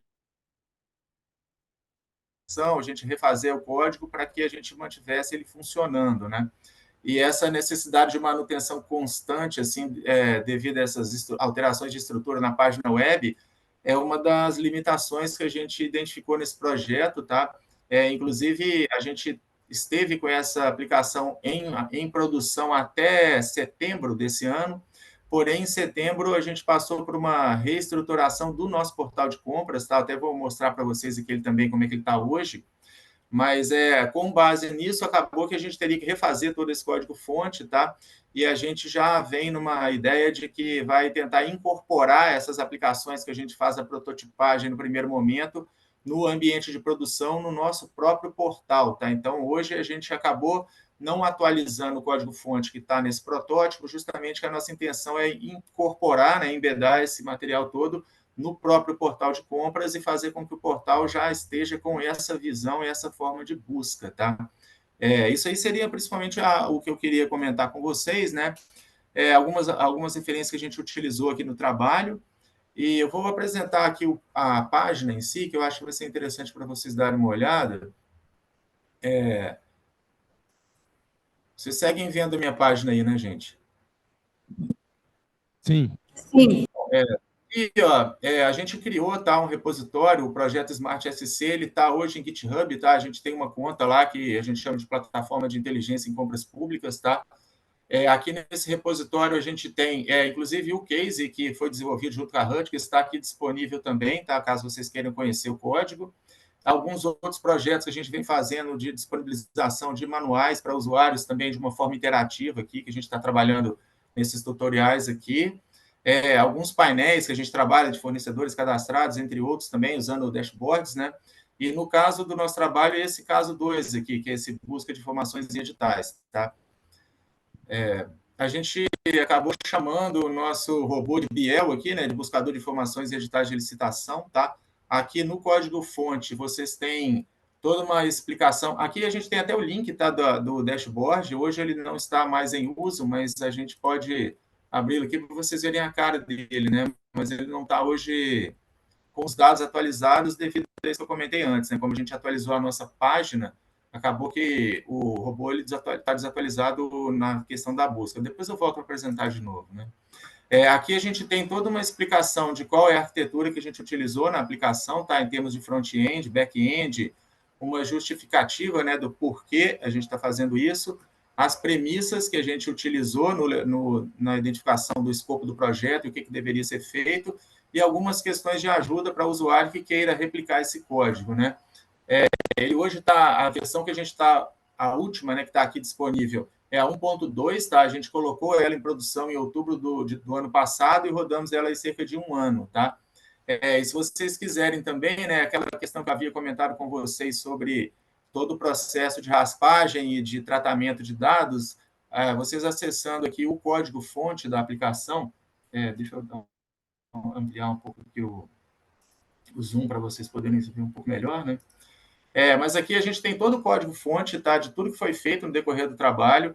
Aquilo que eu listei para vocês ali na apresentação, que eu passei um recorte, né, de cada etapa do processo de raspagem. Ele está disponível, explicado aqui, então, tá? Então, tudo que vocês viram lá está disponível no paper. A gente disponibilizou uma explicação aqui, colocando toda a explicação dos pacotes que foram utilizados, né, as fórmulas, os métodos, e, enfim, todas as funções que a gente veio trabalhando, a explicação de cada uma da rotina, né, o que a rotina faz. Em seguida, a gente tem aqui a rotina em si, depois a gente tem a explicação da segunda rotina e assim sucessivamente, né? Então, todo o código-fonte está aqui disponível, tá? Tem toda a estruturação do regex também, então o código está aberto para quem queira usar, tá? A gente tem aqui também a rotina de atualização, que ela está toda aqui também disponível. E temos, deixa eu dar mais uma olhada aqui, alguma coisa que a gente pode apresentar mais ali, né? Toda a parte do README que eu mostrei ali, tem a questão da busca do edital ali, como que a gente trabalha na implementação do R, né? Como que todos os códigos estão disponíveis aqui para uso, tá, gente? Aqui está a cara da aplicação, para vocês darem uma olhada também. Como eu havia dito, né, hoje a gente não consegue mais fazer a busca aqui, porque a gente parou de atualizar a aplicação, né? Porém, a gente fazendo a reestruturação do código, rodando ele novamente, toda a aplicação ia estar disponível outra vez. Nós não estamos fazendo isso, porque hoje a gente está modificando o nosso portal de compras, tá? O nosso portal hoje é esse aqui. A gente fez, a gente colocou ele em produção agora em setembro, e a partir daí a gente parou de rodar, né? Ele já tem aqui mostrando algumas informações que a gente busca direto do nosso back-end ali de valores contratados, tá? E aqui também tem uma outra forma de visualização dos editais, porém, né, como eu havia dito para vocês também, né, a gente tem uma descrição do objeto aqui e o tipo de dispensa, a gente tem um detalhamento dessas informações, porém a gente ainda vai avançar naquela ferramenta de busca, tá? A gente também tem feito um trabalho no sentido de disponibilizar informações em dashboards aqui, tá? A gente tem alguns aqui já disponíveis de preço, de consulta de materiais e atas, né? Até para vocês darem uma olhada aqui, esse é um dashboard também que a gente já vem trabalhando a partir da nossa base de dados, que apresenta todas as atas de registro de preço que estão disponíveis hoje para que qualquer outro ente, seja da administração pública ou também de outros estados, possam, que a gente fala de pegar carona em ata, né, que isso é bem comum aqui no estado, a legislação permite, então a gente criou essa ferramenta aqui. Tudo isso dentro dessa loja, desse projeto, né, que a gente vem chamando de Smart SC, tá? E creio que o que eu teria a princípio para apresentar seria isso, pessoal. A gente tem trabalhado muito nessa lógica de prototipagem mesmo, de aplicações, tá? Sempre fazendo a lógica da prototipagem também vinculada com a lógica de compartilhamento de código-fonte e possibilidade de reutilização e disseminação disso, tanto para revisão de código como para reuso também, né? Esse trabalho, eu acho que é importante frisar aqui que essa discussão toda que a gente vem fazendo sobre trabalhar desta forma, né, de forma compartilhada com desenvolvedores que muitas vezes estão em diferentes locais físicos e pesquisadores também que estão em diferentes locais físicos, trabalhando conjuntamente e construindo em conjunto essas aplicações e essas pesquisas que a gente vem fazendo, né? Isso aí certamente é a contribuição que para nós é enorme, de toda a equipe do professor Miklos e da Rutgers, no sentido de como é que eu vou dizer a palavra, né? Abrir a porta para a gente mostrar as possibilidades de caminhos, né? A gente vem seguindo isso e essa parceria que nós fizemos com a Rutgers, ela finalizou no ano passado, né? Mas a nossa intenção é sempre seguir firmando novas parcerias com universidades e centros de pesquisa, porque a gente, enquanto Estado, acredita que é muito importante essa aproximação entre a academia e a prática da administração pública, porque a gente pensa que, por um lado, a gente tem muito a receber de contribuição em termos do que está hoje na fronteira do conhecimento para uso, né, de analytics no campo da administração pública, e, por outro lado, também a gente acredita que a gente tem a matéria-prima que muitas vezes os pesquisadores necessitam para que possam trabalhar, né, pessoal? Então, basicamente, seria isso que eu teria para apresentar para vocês. Eu fico à disposição para qualquer momento. Obrigado, gente.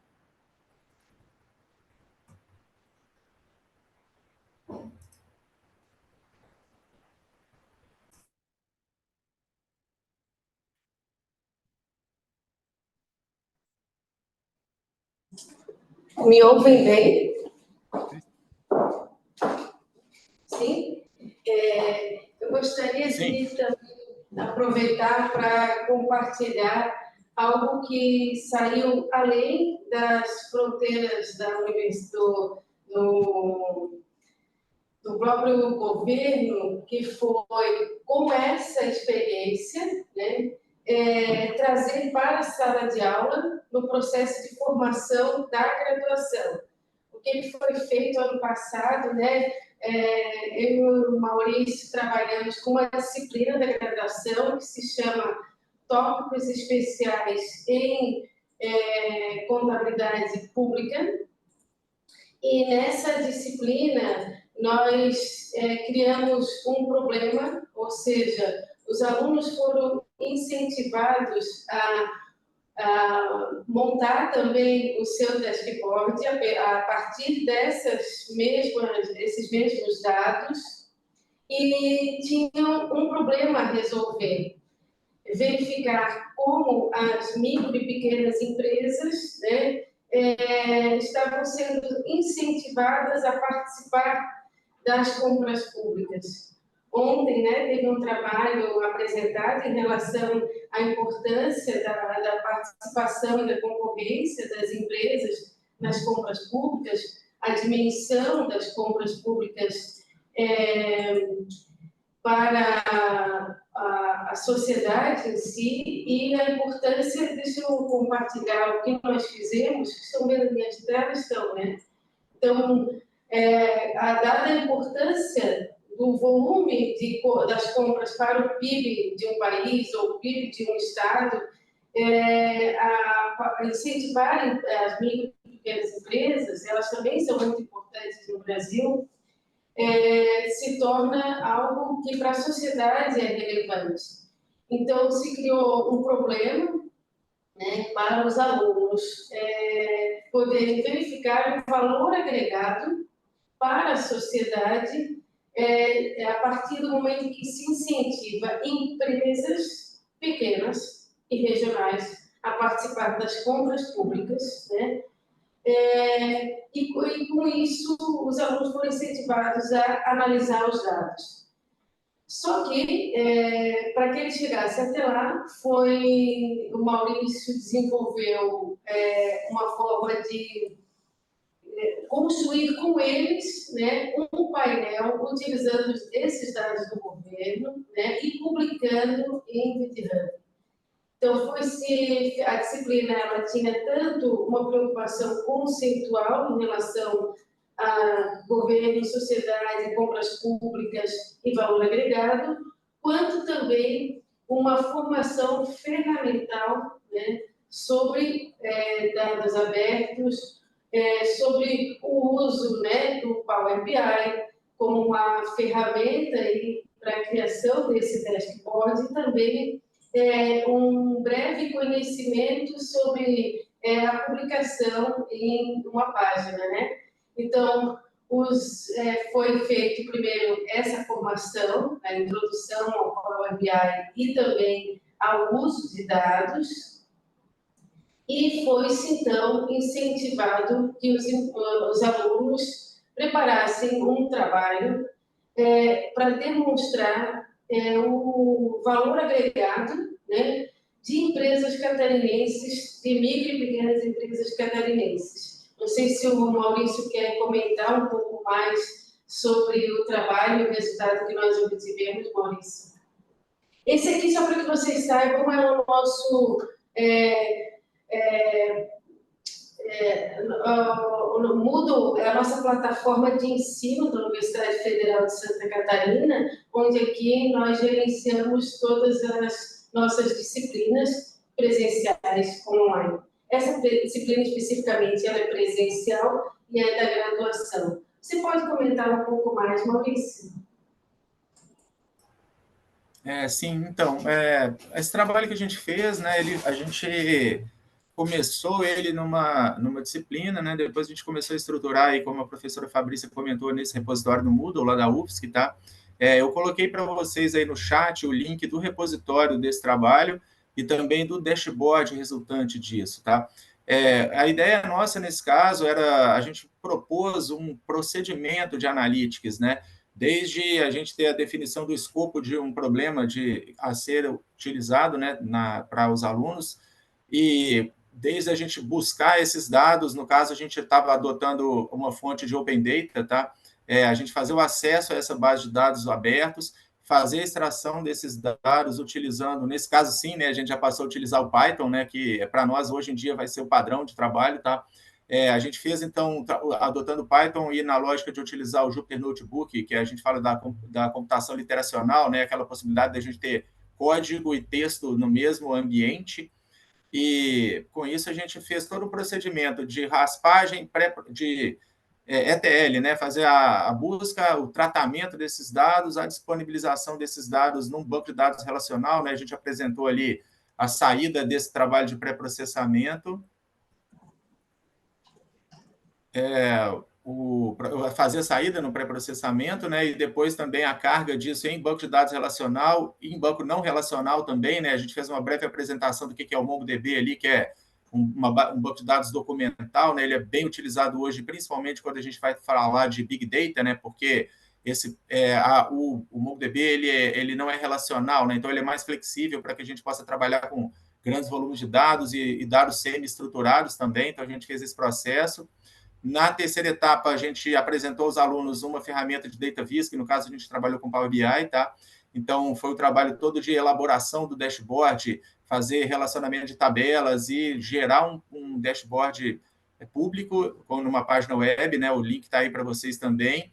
E, no final, a gente subir todo esse material num repositório em GitHub e isso daí ficar disponível, tá? Eu vou mostrar para vocês rapidinho aqui, o link está disponível, tá? Mas eu acho legal vocês conhecerem o que a gente fez aqui. Nesse repositório, tá? Esse aqui já está na minha página pessoal também, tá, gente? Eu botei ele aí no link para vocês acessarem depois, tá?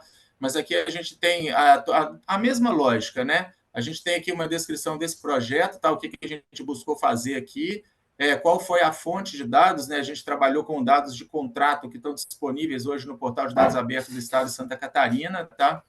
Utilizamos ali no processo, na etapa de pré-processamento, a gente utilizou a linguagem Python e principalmente a biblioteca Pandas, né? Que é uma biblioteca específica para esse tipo de trabalho, tá?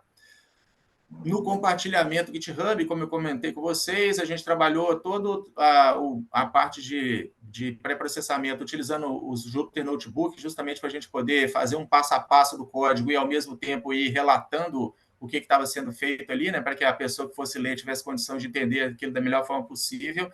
Demos saída desse material num banco de dados SQLite, no caso do trabalho, mas a gente apresentou ali também como faria para dar carga disso no MySQL, no MongoDB, e também dar saída como formato CSV e outros formatos do tipo, né, JSON. Aqui tem o modelo do processo que a gente desenvolveu, né? Então, a gente tem uma etapa inicial aqui, que é a preparação do projeto, né? Que é a definição de qual seria o escopo do projeto e a busca onde a gente iria encontrar esses dados, a seleção da base, depois a gente entrando na segunda etapa, que é feita usando a linguagem Python, fazer a extração desses dados da base de dados original, fazer uma análise exploratória, né, verificar se esses dados estão íntegros ou não, se a gente tem valores nulos, a gente trabalhar, limpar e transformar essa base de dados, dar uma saída nessa base em banco relacional, em arquivo, em banco não relacional. Posteriormente, na etapa 3, dar essa carga na ferramenta de data viz e elaborar os dashboards, e, finalmente, a gente fazer a conclusão e fechamento do projeto, disponibilizando esse projeto em GitHub, né? Aqui vocês podem ver também, a gente deixou disponível, são dois Jupyter Notebooks, tá? Um que a gente fez... inclusive, né, esse Jupyter Notebook de fornecedor, isso é interessante também. Durante o processo, a gente identificou que a gente precisaria ter mais informações em relação aos fornecedores, tá? E no portal de dados abertos, essa informação não estava disponível. Então, a gente fez a solicitação dessas informações via LAI, a gente fez uma solicitação e recebemos depois o retorno dessa informação, tá? Então, foi feito tanto via transparência ativa, né, na busca que a gente fez no portal de dados abertos, quanto também via transparência passiva, que é via requisição desses dados, que foi apresentado para os alunos como fazer, né?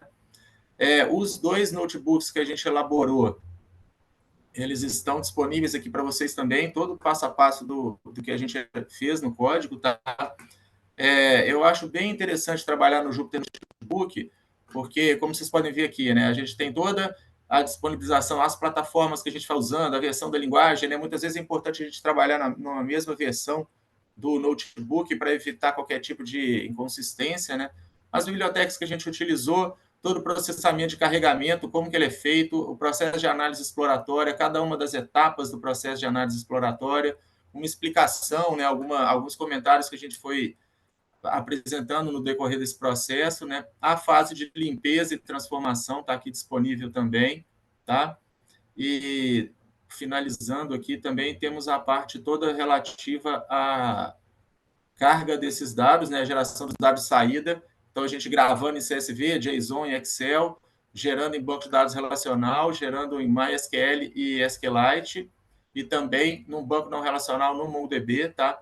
E tanto dos fornecedores quanto dos contratos, né? Então, a gente tem também aqui o outro notebook referente aos contratos, tá? E tem alguns ajustes de porte, a gente criou também um terceiro notebook aqui para ajustar algumas informações que quando a gente fez. Esse processo de análise ele é muito iterativo, né? A gente tem uma etapa inicial de pré-processamento ali que a gente tenta já deixar a base de dados o mais limpa e preparada possível para uso. Porém, quando a gente está lá na etapa de geração de dashboards, de visualização, a gente percebe algumas coisas que a gente precisa voltar na etapa anterior, né? E daí a gente optou até por criar novos notebooks para não ter um notebook muito grande e muito pesado, né? Então, aqui tem uns ajustes de porte, aqui também tem a explicação do que é. E aqui é o dashboard que foi gerado no final, né? Então, vocês podem ver aqui que a gente pode apresentar aqui o valor que foi contratado em termos de valores, quantidade de contratos, fornecedores que estão cadastrados, né, nesse período aqui que a gente está buscando de 2011 a 2022, né?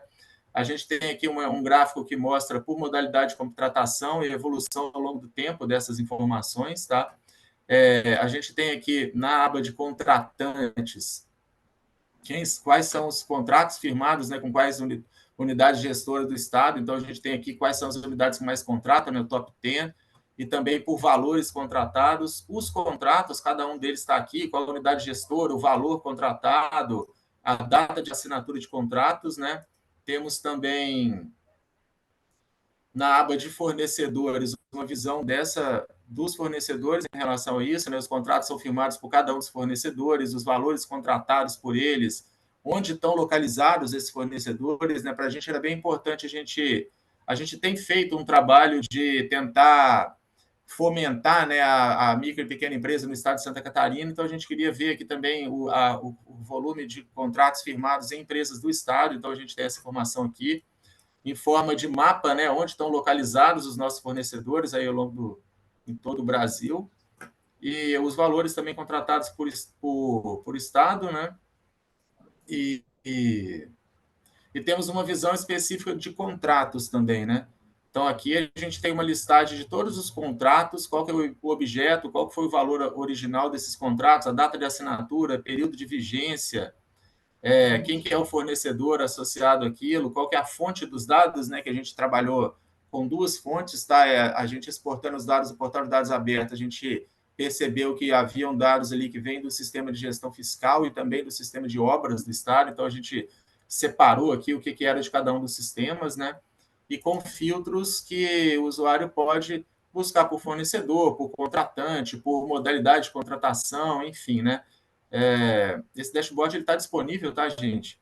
O link está aí no chat, eu disponibilizei para vocês, o código-fonte também, tá? Fique à vontade, tá, pessoal, para reutilizar, ler, façam, até, inclusive, é sempre bem-vindo contribuições aí, né?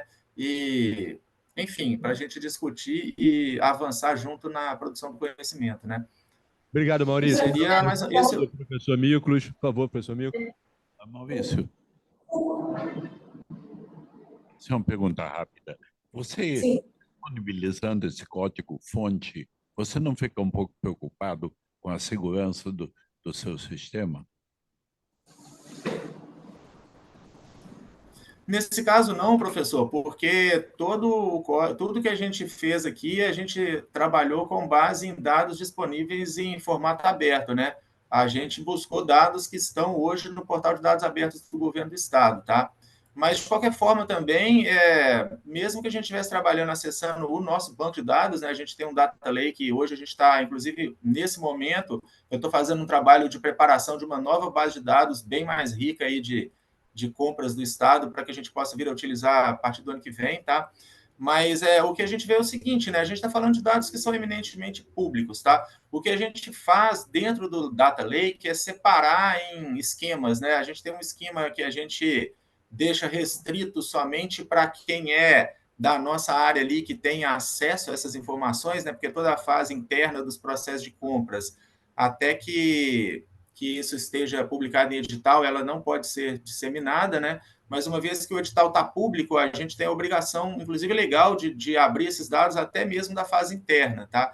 Então, a gente tem está separado em dois ambientes. Então, o que é aberto ao público, o que a gente trabalha, que vai abrir, fica num espaço, e o que é restrito fica em outro, e eles não são intercambiáveis, né? Então, toda vez que a gente faz esse tipo de trabalho, a gente trabalha com essa base de dados que é aberta. Nesse caso em específico, a gente fez usando uma base pública mesmo, né?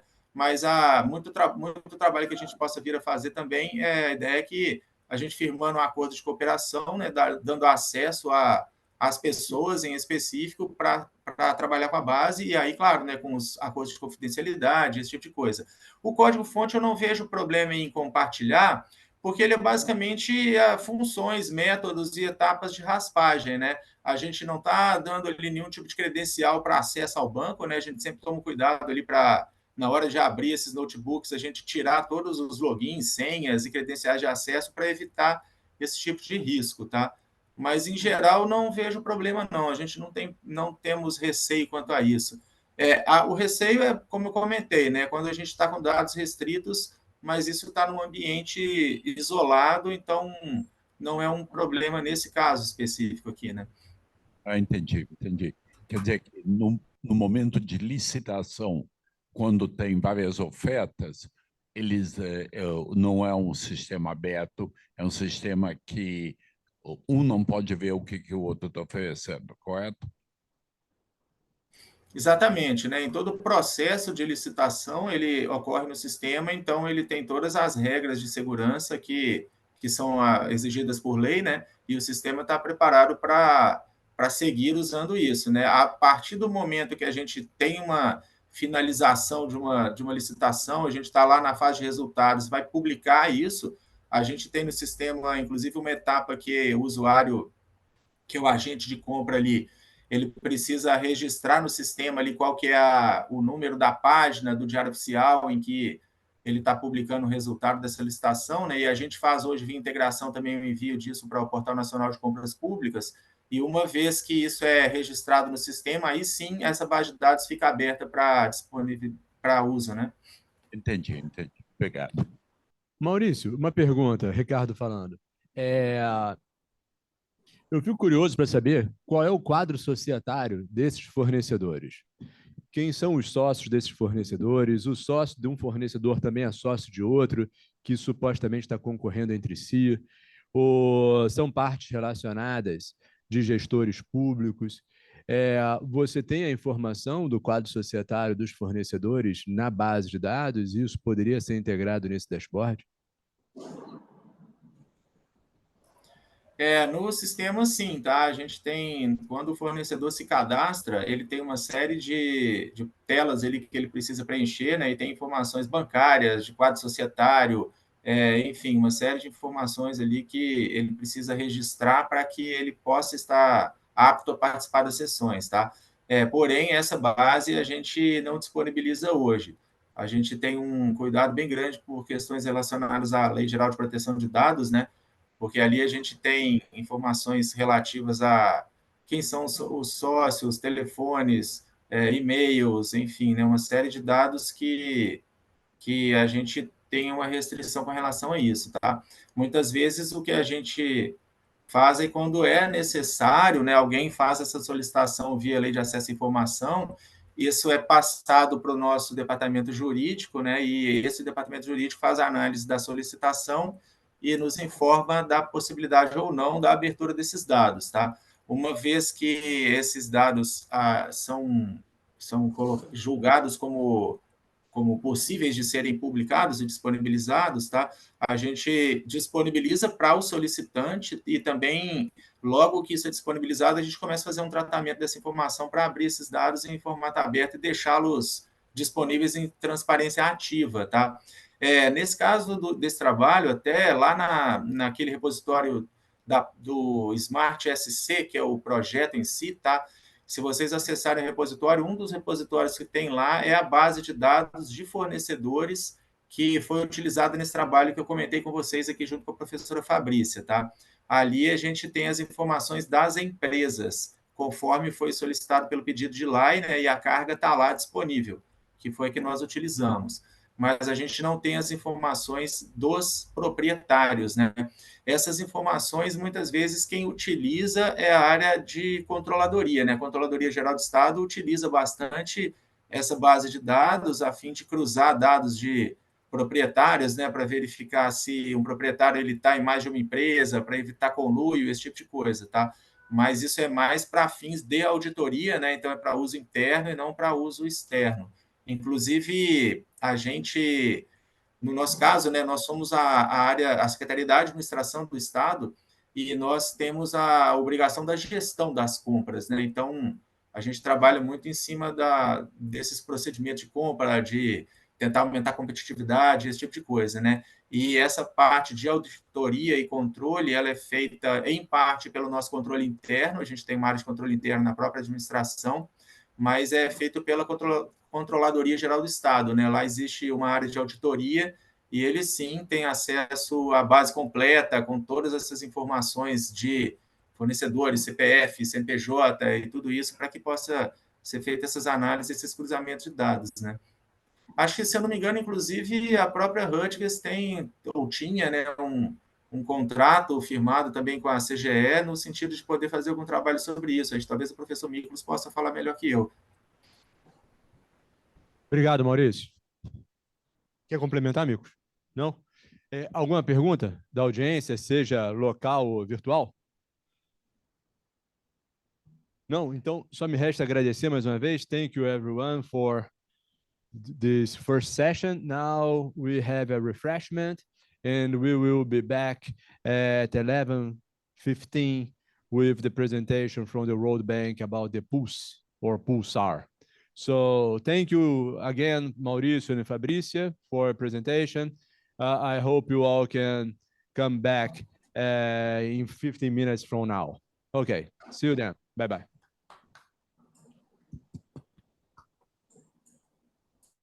Todo esse material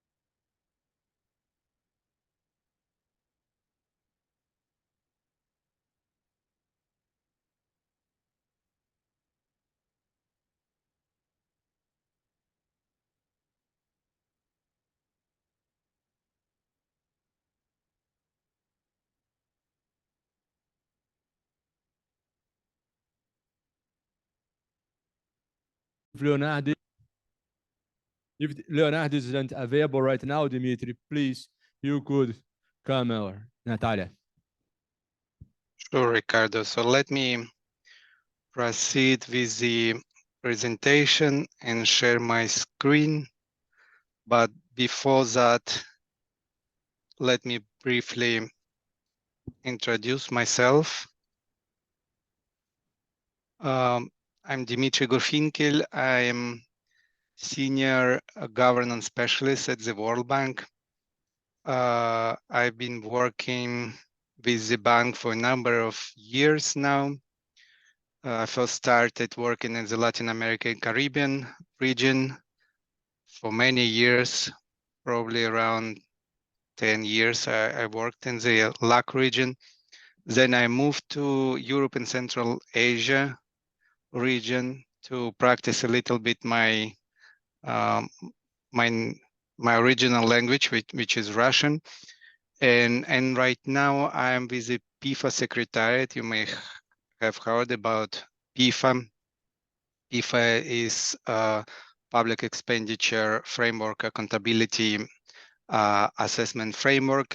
Actually, Pulse was delivered mainly based on the PIFA framework, but we will look at the details a little bit later.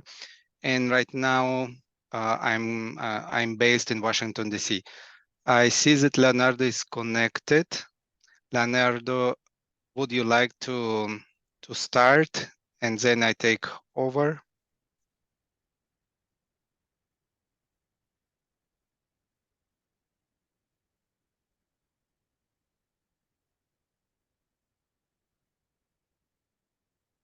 Leonardo, you are muted. Maybe there is IT issue.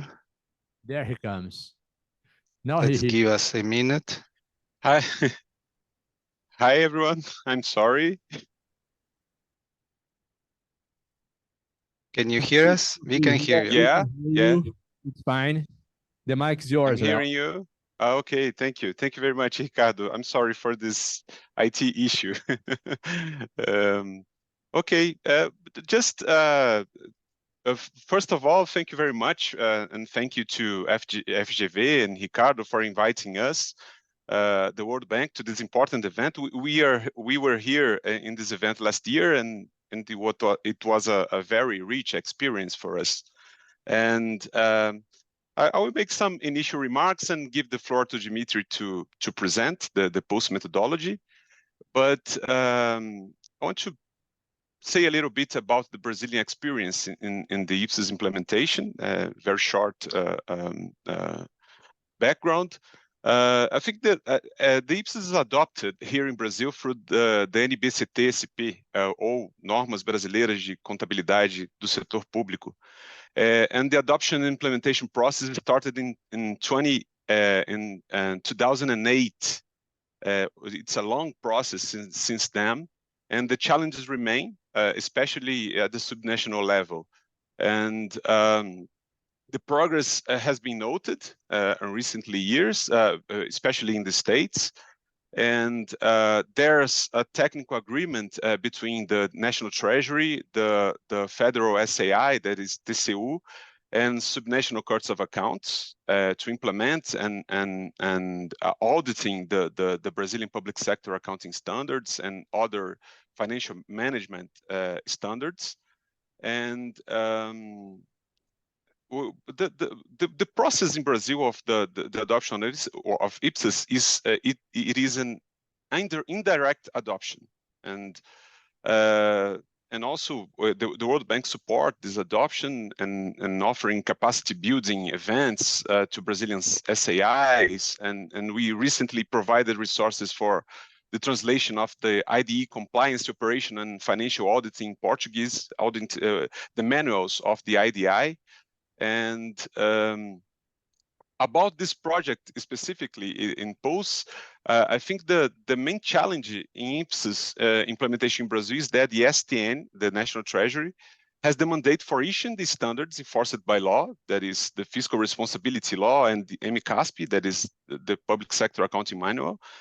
and applying penalties if they are not implemented. However, it does not have the role to carry out audit procedures regarding the standards implementation, and it's quite challenging because we can have about 32 different evaluations for the different subnational SAIs in Brazil. There's a lack of comparability in this process, of course. And now we are supporting a project in the state of Rio Grande do Norte that aims to develop and carry out a post-assessment of the current state of IPSAS implementation by state government, initially as a pilot. And I think that Ricardo Lopes and Ricardo Rocha will present this experience.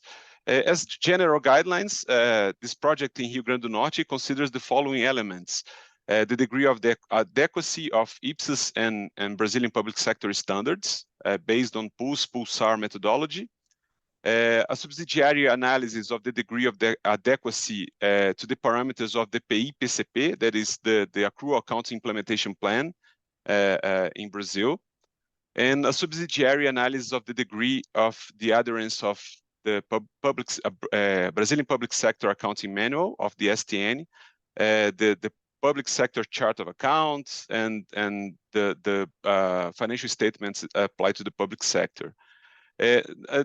Our idea is to allow an external assessment of the current status of implementation of IPSAS in Brazil using PULS methodology, just to mitigate that problem that we can have 33 different interpretations from different SAIs in Brazil, indicate to the National Treasury and stakeholders and other entities elements that indicate the need for adequacy and attention to the dimensions of PULS methodology in order to evolve in the IPSAS implementation.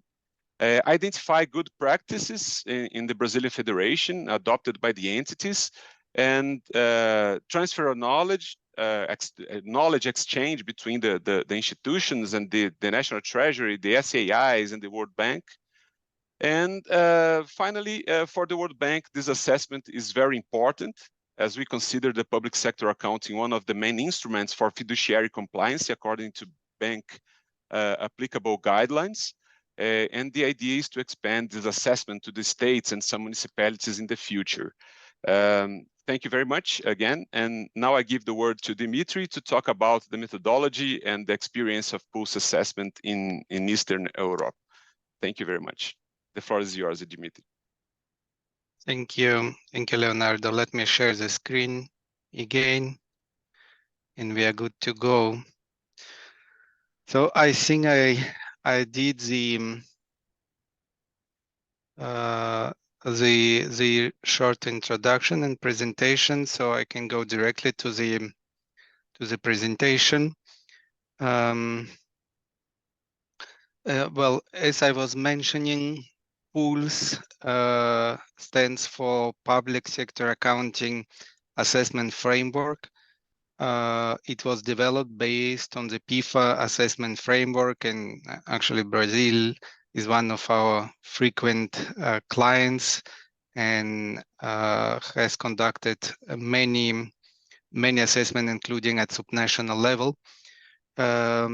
So the idea of PULS is doing something similar, but at the level of public sector accounting system. So the main objective of the tool is to support national and subnational governments in developing efficient and effective public sector accounting system. And that is intended to do through helping public sector entity to develop an understanding of the local public sector accounting system and environment, the gap that could be between the national and international public sector accounting frameworks at regulatory level, and the gap in the actual application between the national standards and the international public sector accounting standards, or IPSAS. This is a little bit about the relevance and the relevance of the tool and benefits of using accrual basis public sector accounting systems. In terms of their accountability, implementation of accrual IPSAS, for instance, would help to have higher quality and improved reliability and comparability of the financial information. It would also contribute to having better political participation and inclusiveness and improve trust in governments. From the transparency point of view, it helps to complete picture of public finance and provide better quality of financial information. From the financial management perspective, it helps to improve basis for decision making, improves management of fiscal risk, and intends to strengthen management and disclosure of assets and liabilities. I already mentioned the link between the pools and the PEFA, but there is also a link with other assessment tool, and specifically with the REP tool, report on the enhancement of public financial reporting. This framework was developed also by ECA team, Europe and Central Asia financial management team. It's a predecessor of the pools framework, and basically it's an old school tool which intend to document the current situation in terms of the public sector accounting system, but it's fully manual. There is 4 different volumes or chapters of the report. So it's quite time consuming and demanding. And we also took into consideration the fiscal transparency evaluation framework when we were developing the pools framework. In terms of the characteristic of the tool, it's a free, global good, and a user-friendly web-based self-assessment tool, or at least this is what we wanted to be once the pilot application of the assessment completed and the tool is generally rolled out. It's designed for national and subnational government, but may be also applied by any reporting entity such as international organizations, central bank, public corporations, and other government agency. Systematically collect information on the current performance of public sector accounting systems, standards, and practices. And more importantly, offer one single tool to measure and report on both the conceptual and actual implementation of accrual accounting standards for the public sector. It also enables the identification of any disconnects that could be between the national and international public sector accounting frameworks, as well as the level of actual compliance with these IPSAS-based practices. Some other characteristics are that the tool also helped to provide inputs for development of a comprehensive public sector accounting reform strategy and roadmap. It uses the assessments results to develop policy recommendation and actions, planning to enable further strengthening of public sector accounting systems and practices. The assessment methodology itself is based mainly on the PIFA assessment framework and also the latest set of IPSAS pronouncement. But it also goes beyond the IPSAS framework by assessing the current status of public sector accounting and the state of reform. And actually right now we are working on the revision of the first or the original set of the original framework we developed for pools 2 years ago. So it's amazing that just in 2 years, IPSAS board issued 6 new standards that were not reflected in the original framework. So right now we are updating the methodology to ensure that it's up to date and reflects the new development in the international framework. We hope that the the framework methodology will be completed by the end of this calendar year. So the second round of assessments will be already taken into consideration the latest methodology. The quality of the assessment and the final report is ensured through multi-layer quality assurance arrangements, including external validation process and pulse check. Pulse check obviously is similar to the PIFA check process.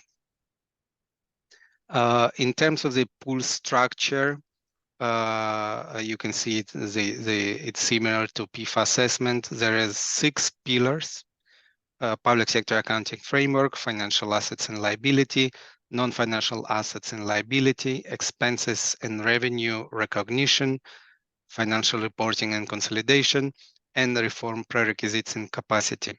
There are 29 indicators and 102 dimensions.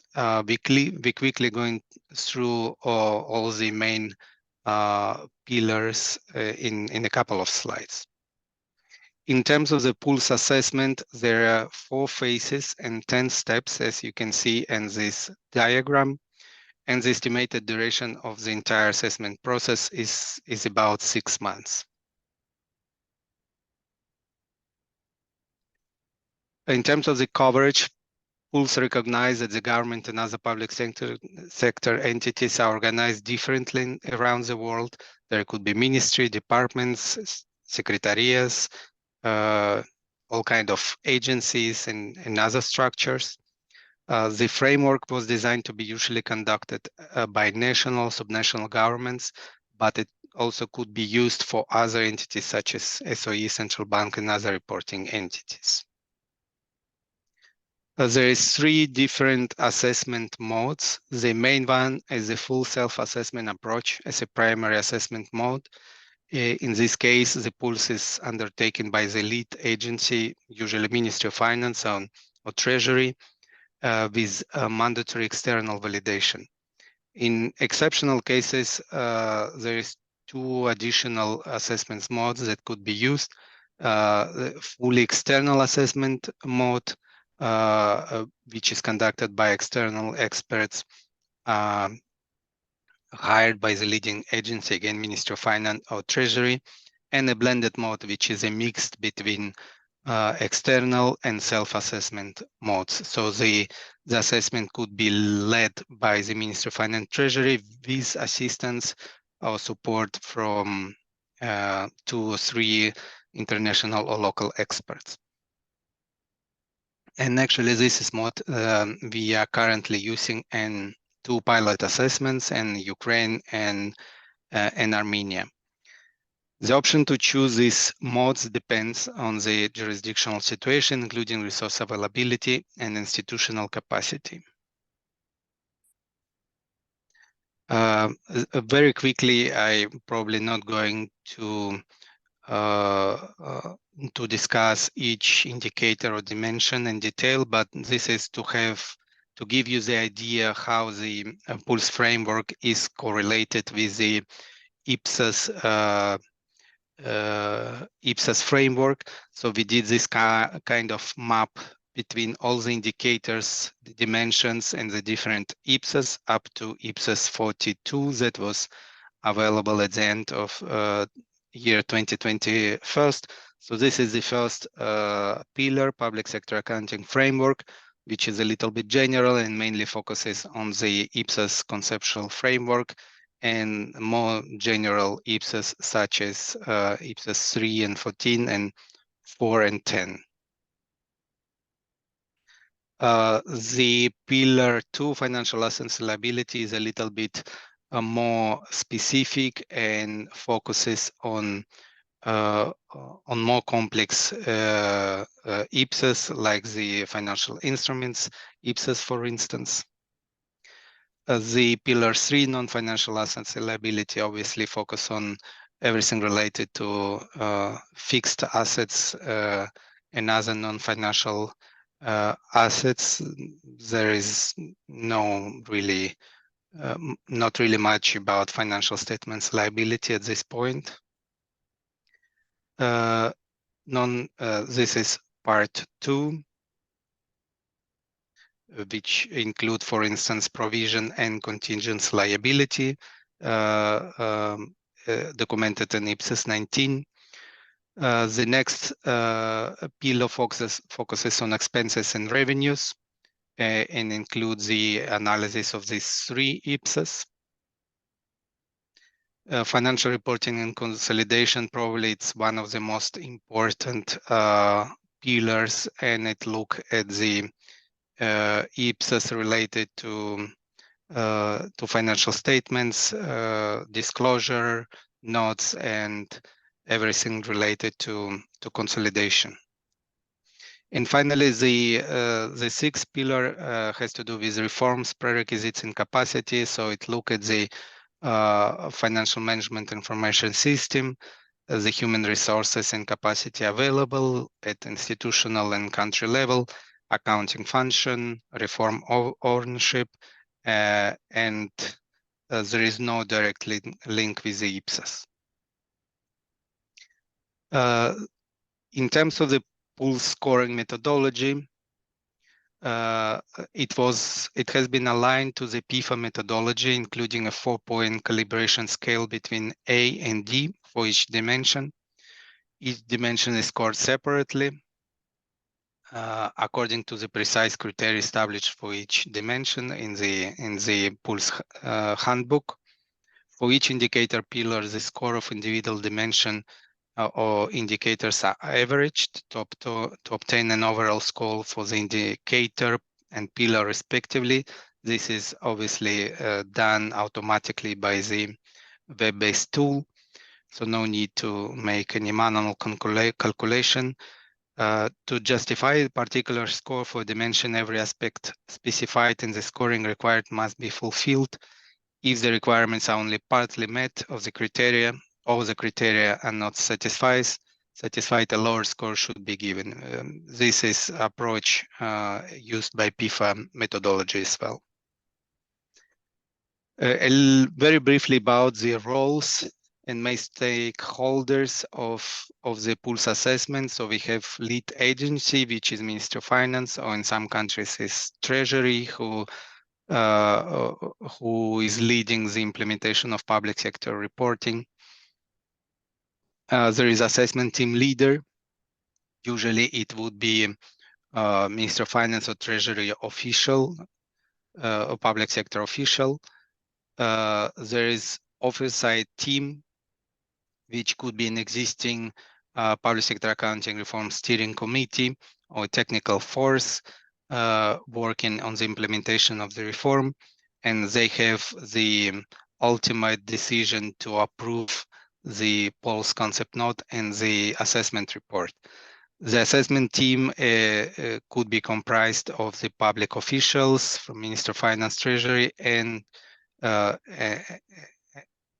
local or international experts in case of the external or blended assessment mode. The external validation team that I mentioned, it's part of the quality assurance arrangements, consist of 2 or 3 experts who doesn't belong to the public sector of the assessed countries, and who are willing to provide like independent verification, validation of the scores assigned, and also the quality of the draft pools report. The Pulsar team is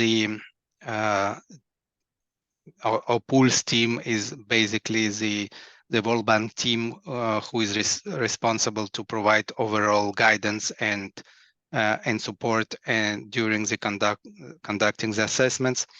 And stakeholders, they are all other relevant actors, including line ministries, Supreme Audit Institution, other development partners and donors, accounting standard setters, professional accounting organization, any non-governmental organization working in public financial management or public sector accounting agenda, civil society groups in general, and academia. the peer reviewers is basically similar to the external validation team, and they're also part of the quality assurance arrangement. Very briefly about the pulse check, the main objective is to ensure that the pulse methodology has been applied correctly, that the general scoring is evidence, current overall IPSAS adoption status and financial reporting basis are properly documented, pulse report structure and content follows the pulse handbook, and proposed recommendation and action plans are reasonable and feasible for implementation. This is a very short overview of the web-based tool itself. This is the list of the assessment that you can see in the system. This is kind of assessment dashboard where you can see the key assessment information on each assessment, including the number of dimensions that has been already measured, the pending dimensions to be measured, dimensions with the score D star, and dimensions with the score not applicable, which are like critical points that we want to monitor during the assessment. This is how the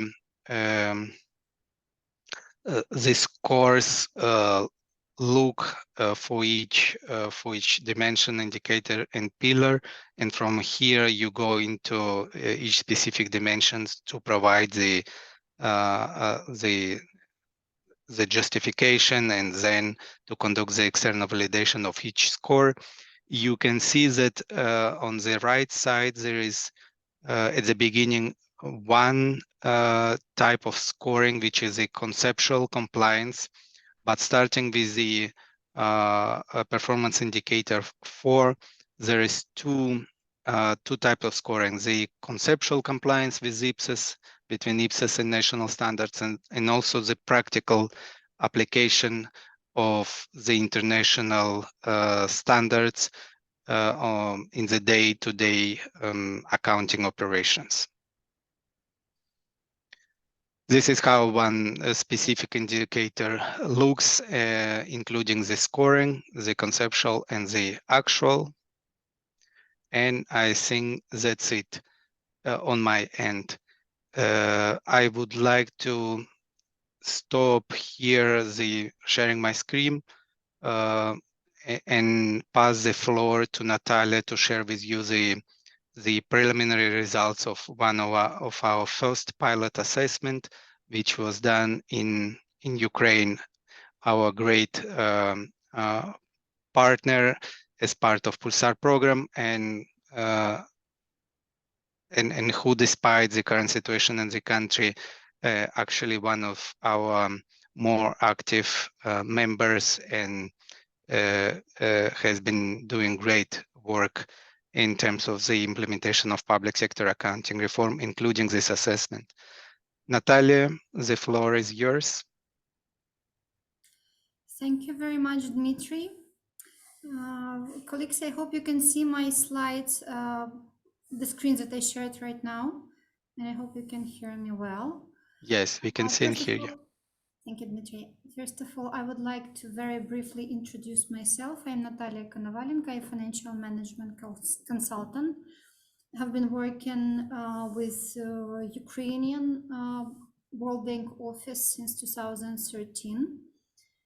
And since last year, I've been based in Vienna at the Center of Financial Reporting Reform, and I've been involved in Pulsar program and some other programs implemented by the Center for Financial Reporting Reform.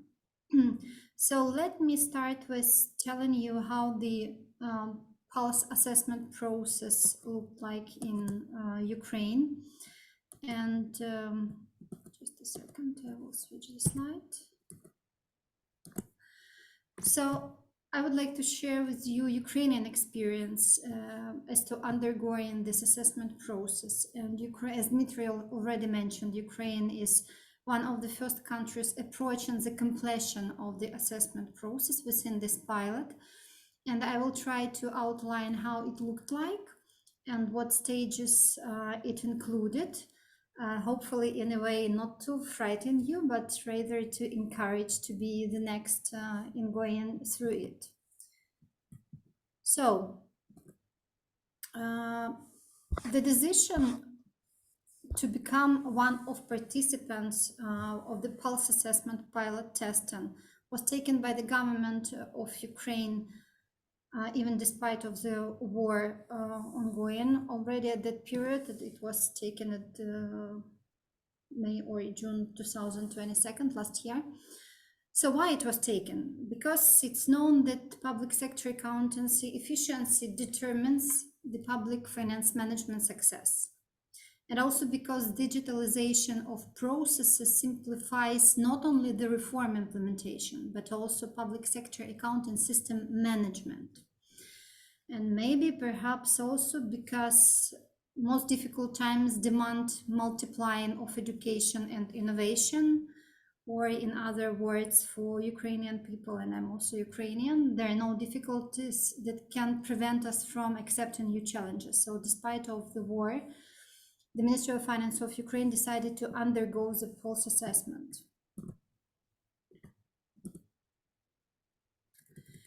And what are the benefits of the pulse assessment that were identified by the government at initial state and later on? So one of them is the systemic data collection of the current efficiency, on the current efficiency of the framework, standards, and practices which are applied in the public sector accounting. And secondly, it's assessment of conceptual versus actual appliances of the international public IPSAS. Third, it's performance check of the framework using web-based assessment tool, which meaning that it's not manually, but it's a web-based product. And using the assessment for further strengthening of the public sector accounting framework and practices was also one of the clear benefits from undergoing this assessment. So the assessment process was started in March 2020 this year, and was completed in November. Actually, it has not been finalized yet, even in December, but we are already at the final stage of its completion. And I will briefly outline what stages the process included. The first stage was the decision actually taken by the government itself to carry out the pulse assessment program. And at that stage, the Ministry of Finance assumed or accepted the full responsibility for the management of the assessment process, for collection of data, for ensuring of reliability and validity of the assessment results, for consolidation of the assessments results, and for the next dissemination of the pulse final report, which is the next step that has not been taken yet, but we are approaching to it. So the second stage was establishment of the project team, and as Dmitri already outlined, there are actually 4 teams: oversight team, assessment team, external validation team, and pulsar or pulse team. The third stage was ministries and agencies that were selected to take part in the pilot assessment. And in case of Ukraine, there were several agencies selected, including the Ministry of Justice, Ministry of Communities, Territories and Infrastructure Development of Ukraine, which is currently perhaps the biggest ministry in Ukraine, which was established only last year, and it's actually combined more than 8 agencies in it. Covering all the infrastructure, transport, communications, heating, and other sectors. So it's not one of the, but it's the biggest ministry in Ukraine right now, the biggest agency. The next one was State Treasury Service of Ukraine, State Audit Service of Ukraine, and Ukrainian Pension Fund. So these were the 6 agencies that were selected as pilot for assessing their financial statements compliance with the national accountancy standards, which are based on IPSAS. The next stage included concept note drafting and approval. So it was drafted by the team, and it was reviewed and approved according to the timeline and according to the procedure of the pools tool. The next stage was data collection and analysis. And for that purpose, all the materials necessary for carrying out the assessment process, including legislation, accounting policies and standards, and financial reporting packages for the selected pilot agencies. They were uploaded in the POLS system to allow, actually they could be uploaded either as files, or the links to them could be uploaded in the system. But the key purpose was that all the team, or all members of all 4 teams, could have the same access to these documents, to the same versions in the same scope. The next stage was basically performing the assessment itself, and all dimensions were assessed according to the PULSE framework within the agreed and approved timeline. And the scoring was valid, and the team provided evidence for their scores. In total, there were 102 conceptual indicators and 77 actual indicators assessed in the process of this pilot assessment. And then at the next stage, the assessment results were reviewed by national and international experts, which were members of this validators team, and which were members of one of these 4 teams that I mentioned earlier. And this phase actually included 2 steps: experts reviews, which were uploaded in the PULSE system, and then every finding was discussed during the online consultation meetings with all the interested stakeholders.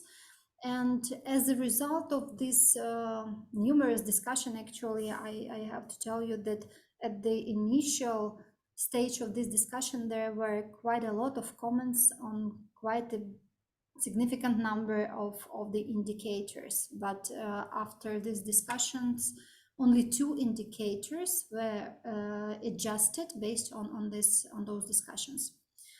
And what is important to note, that all the actions or all the changes implemented in the system are recorded in this tool. So you can follow how the changes were introduced and why they were introduced, by whom they were introduced, and basically you can track those changes and understand the logics behind it.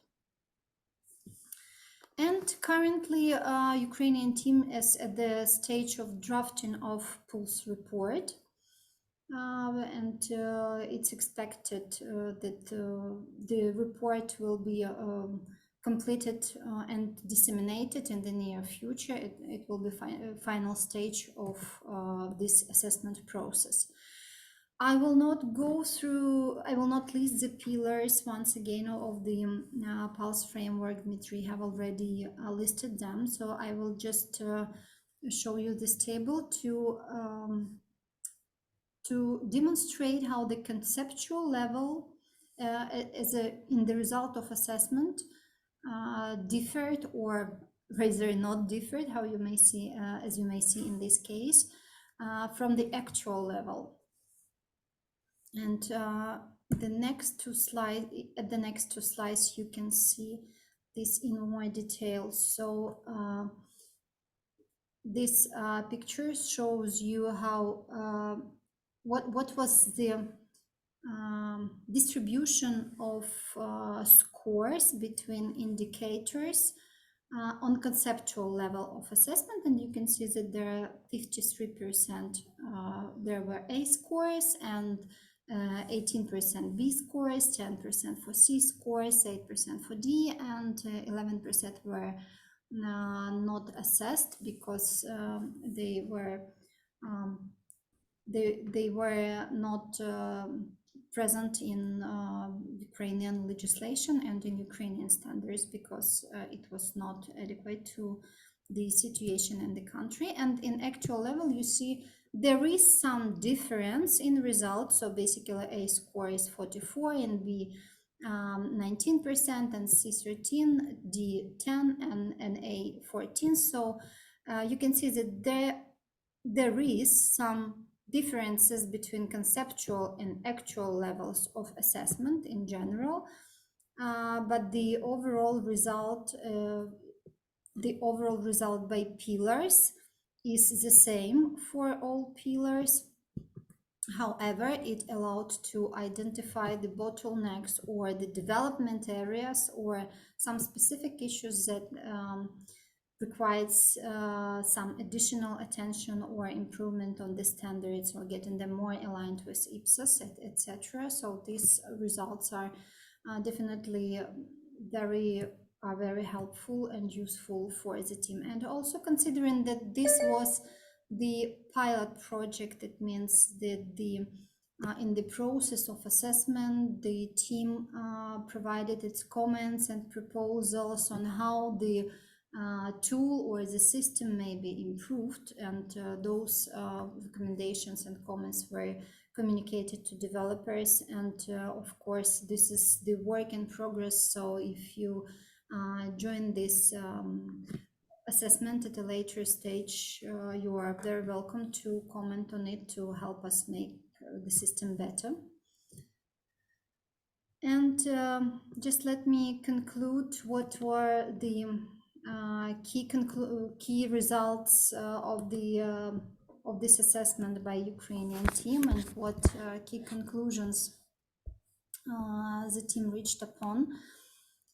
So overall, the exercise was really very helpful to allowing to better understand the current status and gaps on development areas of the public sector accounting in Ukraine. So it helped to plan for further national standards aligning with IPSAS. And also the assessment results made it very clear that changing accounting requirements need high quality public sector accountants in place. So therefore, professional capacity building CPD for accountants should be carried out on an ongoing basis. And it relates to training on full and proper application of national standards as well. Not only IPSAS, but national standards has even so been aligned with IPSAS, but have some specifics still. And also public sector accounting software should be developed and integrated with other public finance management software systems to allow for better management of the PSA systems. And maybe a couple other comments on my side before I finish my presentation is that actually that was really complex but really very interesting and useful exercise because it involved different stakeholders in the country and beyond the country as well, and it allowed to see the current status of the PSA reform and its different pillars and different levels and from different perspectives, like from Ministry of Finance perspective, from the PEO perspectives, as experts from them were involved in this work, from academia perspectives, which was that was also very interesting, and reporting entities itself.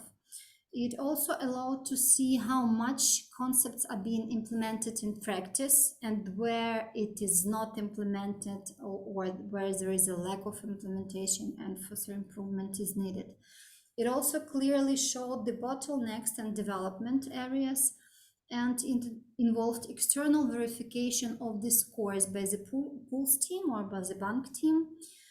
And it overall was quite helpful and interesting piece of the teamwork, which was also important for all the stakeholders. So in case you may have questions, I'll be here till the end of the session to answer them. And thank you very much for your attention. I stop sharing my screen. And over to you, colleagues. Dmitri or... Thank you, Natalia.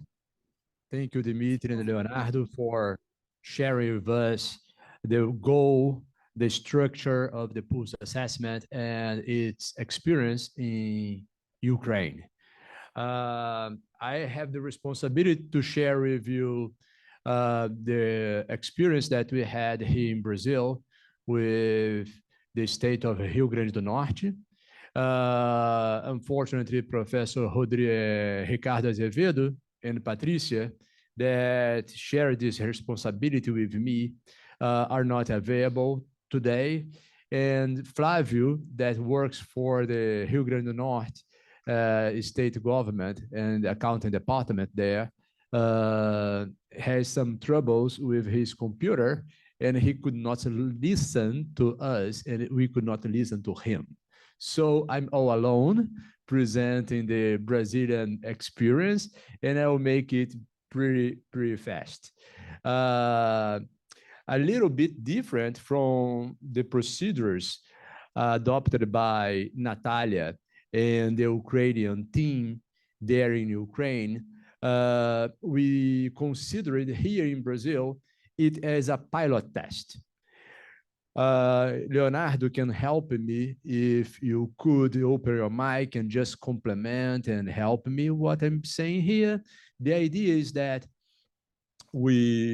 first of all, language is a barrier here in Brazil still, considering that we are aiming to apply PULS in Brazilian governmental states at the first level. So first of all, we translated the PULS handbook to Portuguese with a special attention to those 102 dimensions and indicators. And then instead of following the specific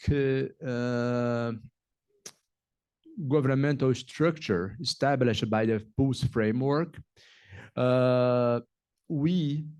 the external evaluators, myself, Ricardo Azevedo, and Patricia, we analyzed the state government documents, financial reports, notes, budgetary information, and so on and so forth. And we made a pre-assessment of the accounting implementation of IPSAS by the Rio Grande do Norte state. Later on, we share that information with all documents that we use to make such an assessment.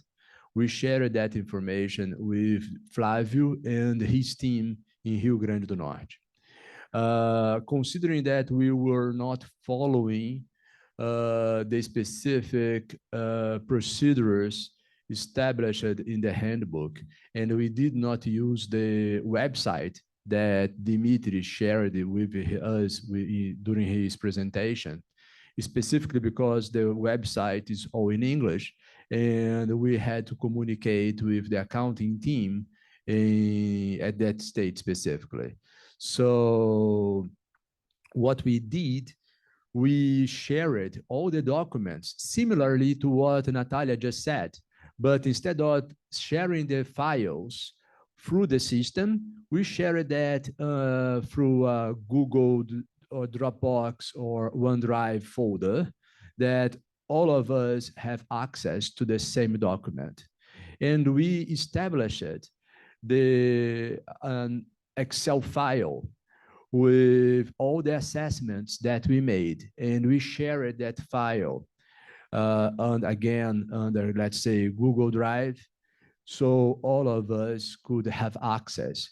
But what we did is that no one override whatever the previous assessor have assessed.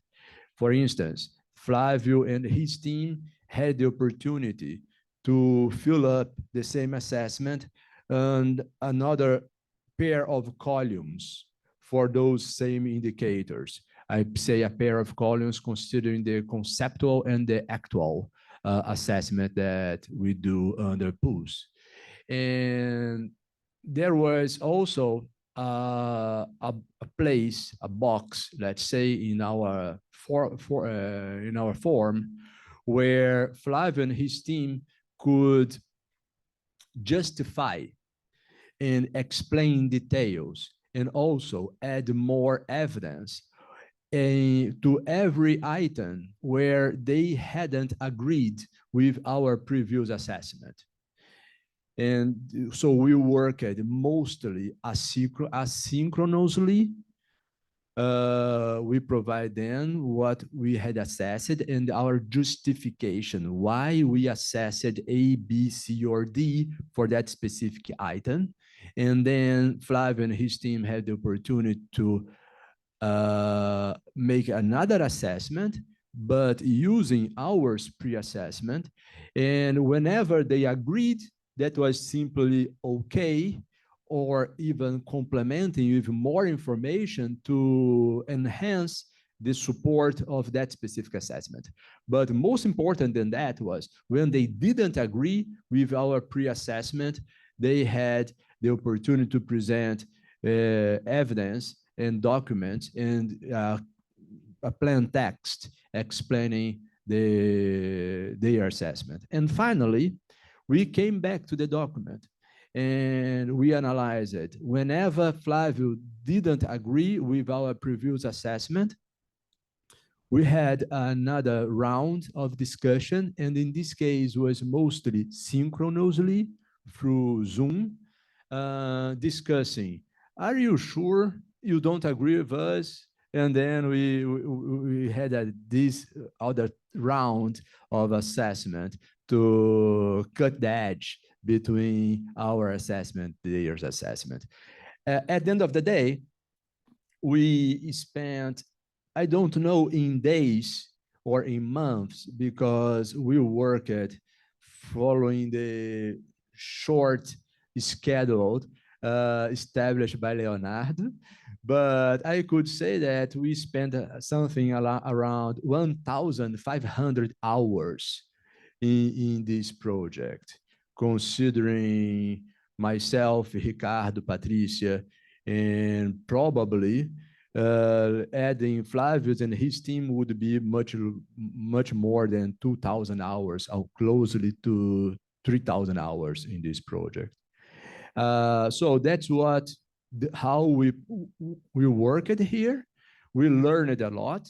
We identified some challenges in applying PULS framework to state government, because the way I perceive it seems to be much more directly applied to central government, but we did it under subnational entities. What else? Well, that's it, mainly that. And then the report we sent, a very specific, detailed report, I believe, with all the methodology we applied and the assessment that we made to the World Bank in behalf of, to Leonardo in behalf of the World Bank. So, as you can see, all this process was made manually, I can say, with no support from any IT technology, no artificial intelligence, no digitalization, only sharing documents here. Now, what I would like to invite Miklos to this floor is that we have been discussing a little bit how we could assist in enhancing the scalability of this PULS project, using some IA tools, either LLM or others, not to make the final assessment, definitely not, but to make a pre-assessment in order to help the assessment teams to gain some efficiency in this process.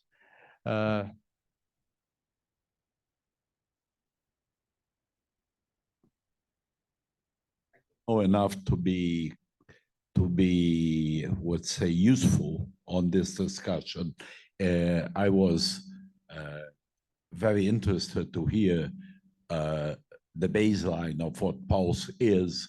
And I have the impression that particularly on the lower levels of direct assessment of numbers and on summarization of the report using GPT, that will be highly doable. What I question if it's, and this could change thousands of hours of investigation. What I really don't understand very well is how could we help? Because I noticed there are 3, 4, 5 levels of review of the review of the review. And that is a very human type of process.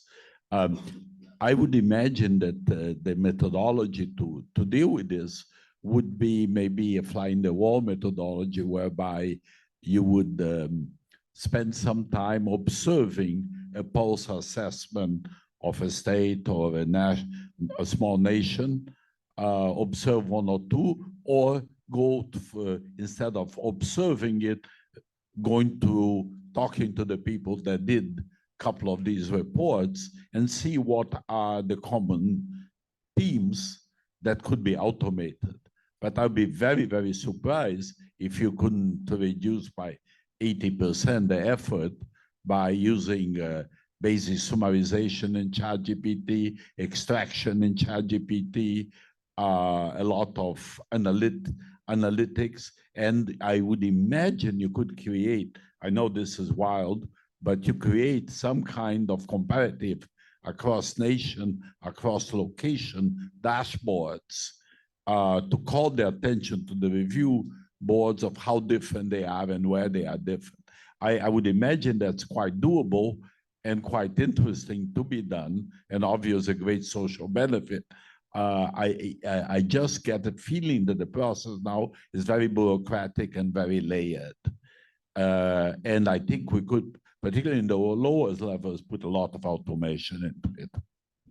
Thank you, Mirkus. I think, and I'd like to hear Natalia about that, because the way I see one initial initiative, the first initiative, whether we could help in enhancing the efficiency in the process is if we use some IA technology to provide a pre-assessment of the state's accounting status. So, Natalia, my idea is that when the assessment teams, all of those layers, the kickoff start after collecting data to start the analysis, if they had access to pre-assessment made by the computer, let's say that a robot reads the financial reports of Ukraine, reads the PUS 102 questions, and we ask the computer to first provide a draft answer, A, B, C, or D, to any of those indicators. And just after the computer has answered those 100 questions, would the first human being start analyzing it and make its assessment? Do you think it would help in anyhow and reduce the time consumption by humans in this process? Thank you very much. This is a very interesting question. Well, I have to tell you that in the process of assessment, the way how we did it, no any AI was used at all, of course. So basically, all experts that were involved in the process were familiar with the local national accounting public sector standards, were so familiar with them, they were actually writing them in the process of aligning national standards with IPSA. So they didn't need perhaps any AI to, to come up with the score. And I don't know.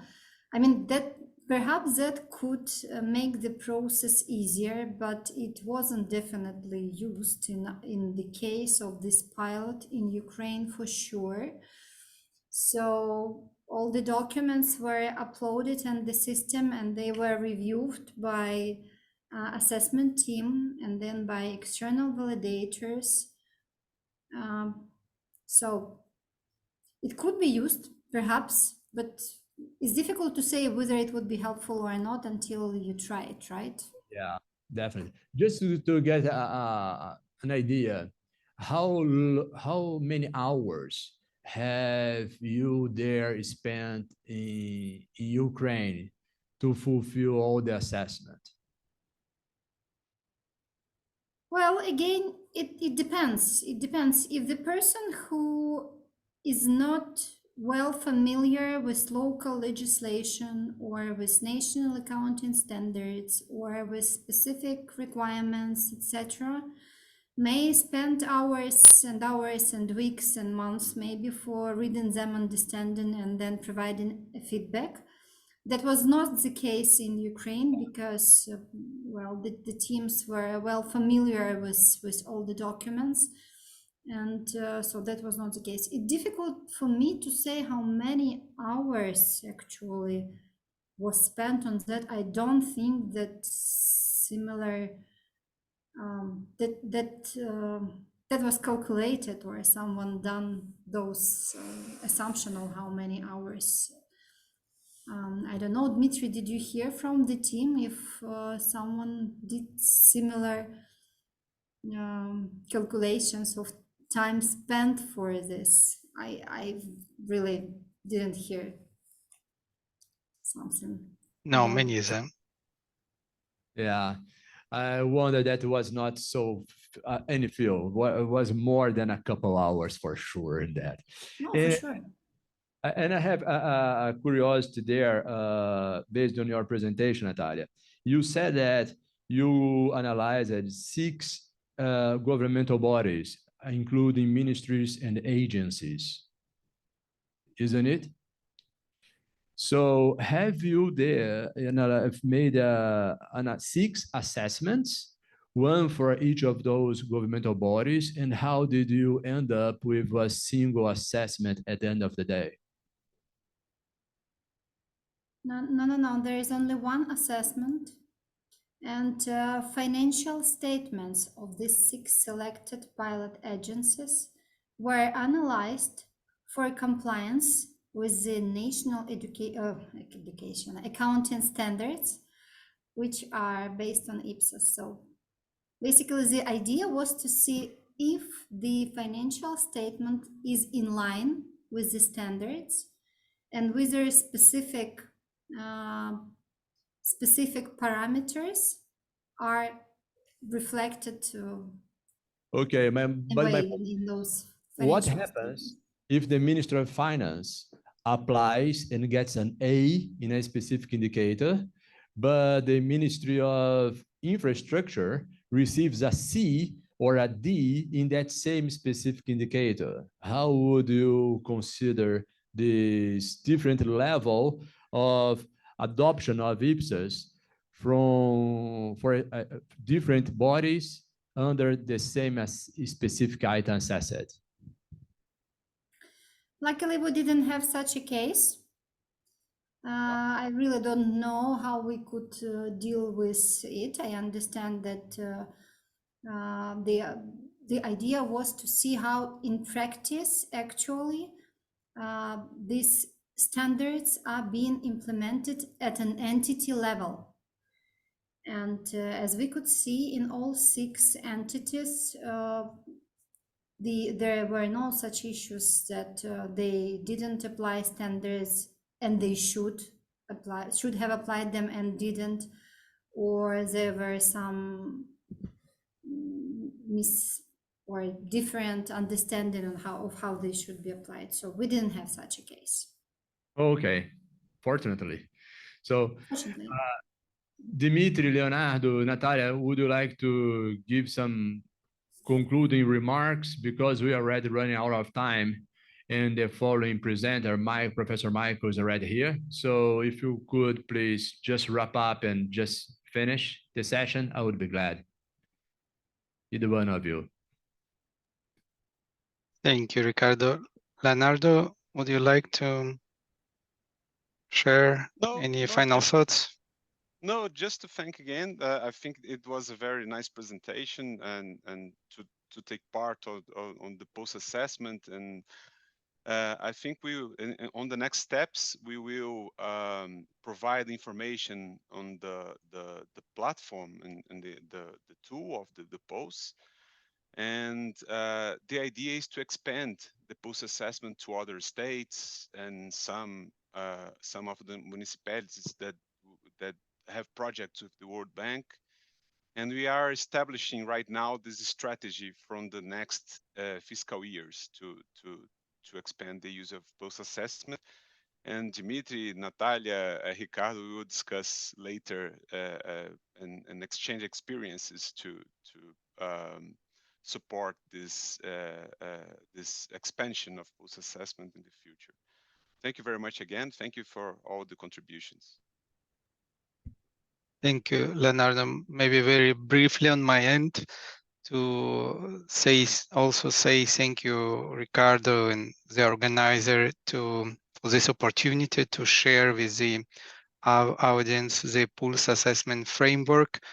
We also looking forward, Ricardo, Leonardo, to continue working with you and with Brazil in particular. Ricardo, specifically, we would be very interested if you could reflect the results of the work you have done in the system, because one of the objectives of the piloting the tool is to test the system to see if everything is working. So it would be great also to hear back from you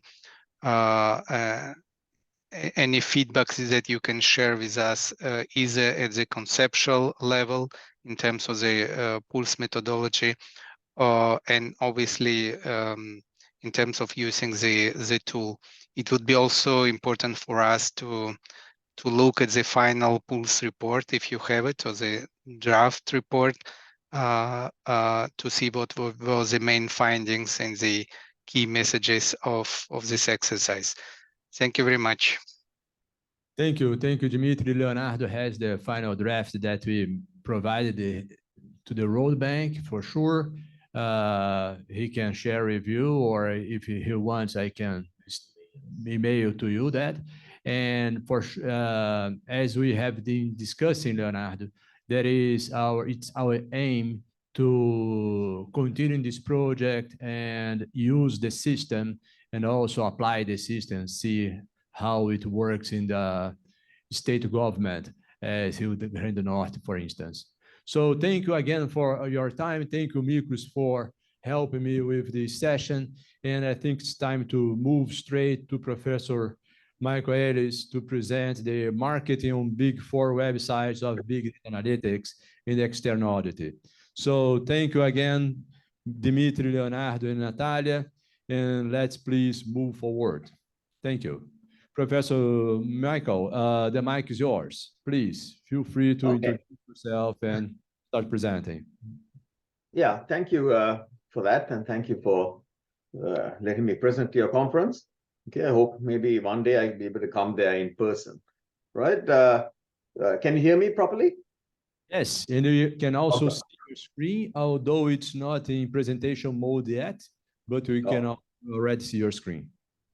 Okay, all right. So the point, this paper is with my colleague Glenn Gray, and what we were, what motivated us here was just to understand how the Big Four are, how they're adopting new technologies, especially in the big data world, right? And, we've been working with the Big Four for decades now. And for many, many years, as Miklos would testify, they were very reluctant to embrace new technologies, right? But in the last 5 years, they completely turned around and they're investing billions and billions of dollars on new technologies. And we wanted to see what they're saying about that on their websites, right? And in particular, we were interested in seeing what they're doing on the audit side, on the assurance side, not the advisory side. I mean, we all know that the Big Four are heavily involved in advisory, in implementing new technologies for their clients on the, as consultants, right? But we were particularly focused on, whether they were applying those technologies to their own audit practice, okay? And when we started this project, the emphasis was on big data analytics. But in the last year, of course, the Big Four, like the whole world, has pivoted to artificial intelligence, right? And you can now see that they are heavily involved in that area too. Okay, so that's essentially what it is. In some sense, it's a very simple project. It's just going to the Big Four websites, 4 of them, right? And seeing what they have to say. But beyond that, using that as the basis to create some research ideas and to develop some hypotheses as to what might be going on with them. Okay, all right. So again, the purpose is to make accounting researchers principally aware of how the Big Four are marketing their audit services, right? Because most accounting researchers, of course, are not studying auditing or teaching auditing, right? They're teaching financial accounting, and they may not be really aware of what's happening in practice. All right, we look at the official websites, which means we go to Deloitte.com, EY.com, APJ.com, and PwC.com, and we just look at what they have to say. It's very simple. All right, we believe that what they say is something that should be of relevance to us. All right, I mean, they're not going to say something unless they mean it, right? And what we find is that there is a distinct change in emphasis, right? That rather than focusing on compliance, right, audits are being advertised as a process to add value to the client, right, through the insights they obtain through application of big data analytics, right? Now, in this audience, we don't really need to talk about what big data analytics is, right? It's essentially using using advanced technologies to do to understand business processes, okay, with large data sets, population testing and things like that, okay? And as you will see, these are very sophisticated tools that the Big Four are now using, okay? As I said, for a long time, the audit practice was very resistant to change, right? I found this article by Deloitte where they actually say, it says audit has historically not been at the forefront of innovation, all right? But that is changing rapidly. And this was written in 2016, which is an eternity in the age of technology, all right? And, I think the reason that they switched was that their clients became so technology focused, right? That, it would have been absurd for them to remain, in a sort of analog world when their clients are in the digital age, okay? And today, all of them, as we will see, are extensively, advertising that they are really at the forefront of technology, okay? And another thing that we found, and that we wanted to verify as we were going along in this project was to see, right, whether audit standards are preventing the use of BDA, of any kind of technologies, right? So Miklos, for example, has long stated that the audit standards don't encourage use of technology. And that may be true, but it doesn't ban them either, all right? And though for a long time we thought that maybe it was standards holding back the adoption of technologies, I think it's pretty clear now that it was simply a demand effect, right? I mean, once the demand was there, the Big Four, as profit-making entities, followed suit. Okay, all right. And we think that looking at their official websites is a good place to start because, I mean, I don't know in Brazil, but in America, whenever a Big Four representative speaks at a conference, the first thing they say is they have a disclaimer saying, this is their point of view, not that of the firm, all right? Because they recognize that any communication from the firm is considered as official, right? And so, nothing appears on their official websites without having gone through layers of review from legal and compliance and so on, right? So I think we can be fairly confident that what they say there is something they actually mean, right? Whether they deliver it is another matter, but they mean what they say there, right? And so, this is not like a traditional, empirical study, right? Things like sample size and all don't mean anything here because, there's only 4 websites and we look at all 4 of them, right? So essentially, we have 100% sample, okay? And so the methodology is very straightforward, right? As a matter of fact, this methodology is brand new in the sense that earlier versions of this paper, we were searching for what the Big Four had to say by going on, Google and so on. But in order to be consistent, we redid the entire analysis last month, right? We threw away all our data and decided to redo it just so that we have a perfectly defensible, consistent methodology.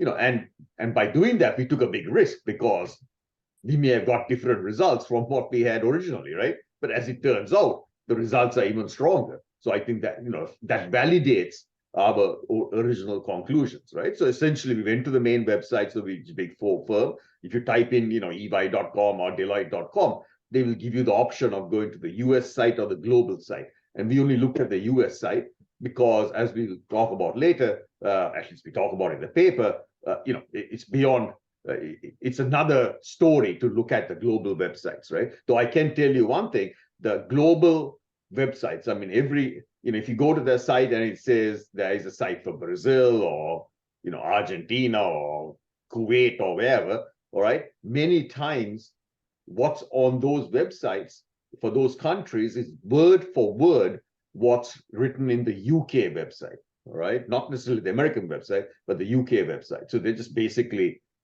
copying and pasting, right? So, it's not like they have one for every country that's different, but that's not what we look at here, okay? So in any case, we go to the website and we look for the link to their, they all give a list of services. We find the one that refers to assurance. Now, they may call it assurance, they may call it financial statement audit, depending on the company, but it's fairly obvious, obvious. That is their main product. So it's easy for a client, who goes to their website to find the link to assurance. All right. So we take a screenshot of that website because we want to find a description of how do they talk about what their audit provides their client. Okay. And then we look for discussion of technology. Now, it happens that every one of these 4 firms has their own technology suite that is applied to assurance. Okay. And so we follow the link to that suite, right? And then we look on that for analytics. We want to try and understand what is the analytics that they have. Right now, while we use the term big data analytics or BDA, none of the companies use that term. They use a variety of terms. The word analytics is always there, but they don't necessarily call it big data analytics.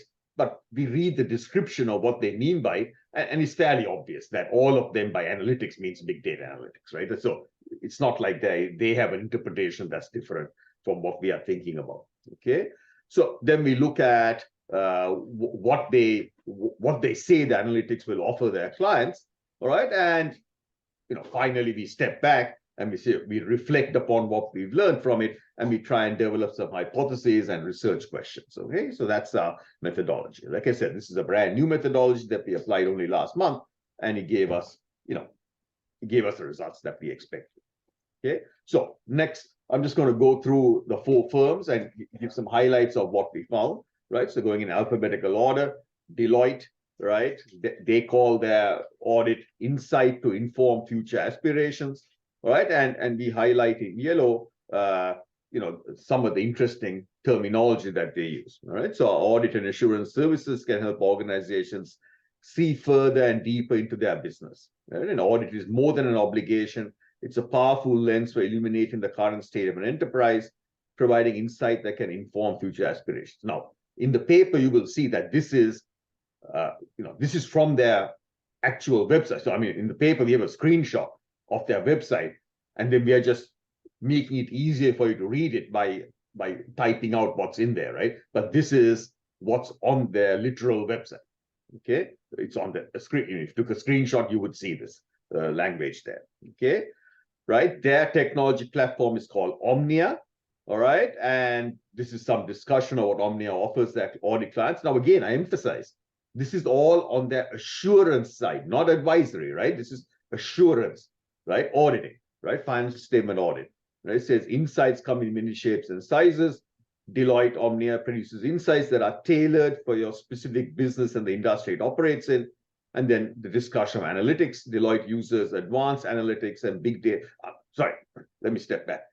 This following comment is highlighted on their webpage. In fact, it's the only sort of quote that they have on their website, and it is from one of their clients. Okay, so I think that's very interesting that they offer a story from their client about what the audit by Deloitte provided them. Okay, and it's a story about analytics, right, which I find very interesting. Right, so it says Deloitte uses superior advanced analytics, big data manipulation, and AI. Note the emphasis on AI. All right, to facilitate efficient and painless data access and analysis of huge data sets. Okay, then they talk about how it helps them keep key audit risk, but then it keeps going and says, more importantly, right, has helped provide insights on business trends and relationships that otherwise would not have surfaced. Right, and that's the point that I want to get across. Right, they're highlighting this testimonial from a client that the value of the audit was to go beyond compliance, right? To provide insights on the general business process. And that's a theme that you will see from all the big four. Okay, so let's look at E and Y. They just call theirs audit, EY audit. Okay, but and they talk about audit quality and this and that. But then they also say bringing independent insights to both management and the audit committee. Okay, now what do they mean by independent insights? Well, they also have testimonials. I mean, not testimonials, they have several success stories. They have actually 3 or 4 of them, but and all of them are very similar. But in the interest of space, I just brought 2. But these are not selected, right? I mean, the others are very similar to this one. Okay, and again, just pay attention to what these success stories are. All right. Okay, while working with a fashion apparel business, one of our audit teams observed that a clothing line had a larger than average number of SKUs, right? But based on this audit finding, the client considered rationalizing the number of SKUs, which would support efforts to streamline processes. In the other story, using real estate sector analytics, the audit team was able to look at the entire population of leases, drilling down into tenant and property levels to confirm that team was asking the right questions about straight lines, rent steps, and more, right? What's interesting about both these stories is that, neither is about compliance, right? They're both about, adding value to the company through general insights about the business, okay? And again, they emphasize this on their audit webpage, which I think is very interesting, okay? EY's technology suite is called Helix, all right, and they emphasize that it has 70,000 that's the insight, right? They do more in-depth understanding of the EY client and business operations, right? They say we can also glean insights about EY clients' business or areas of process improvement that we can share, right? So again, I think you see a theme here, right? It's about the technology suites and enabling analytics that are much broader than just compliance. Okay, and it's going to get a little bit repetitious from now on, as you will see, right? So KPMG, uncover deeper insights, visualize complex information, generate actionable insights, anticipate what's next. Okay, and KPMG is very explicit about this. We see an audit as an opportunity to drive value through a broader perspective on business performance. All right. Okay. I mean, that's as explicit as you can possibly get about what this broader perspective of what audit can do.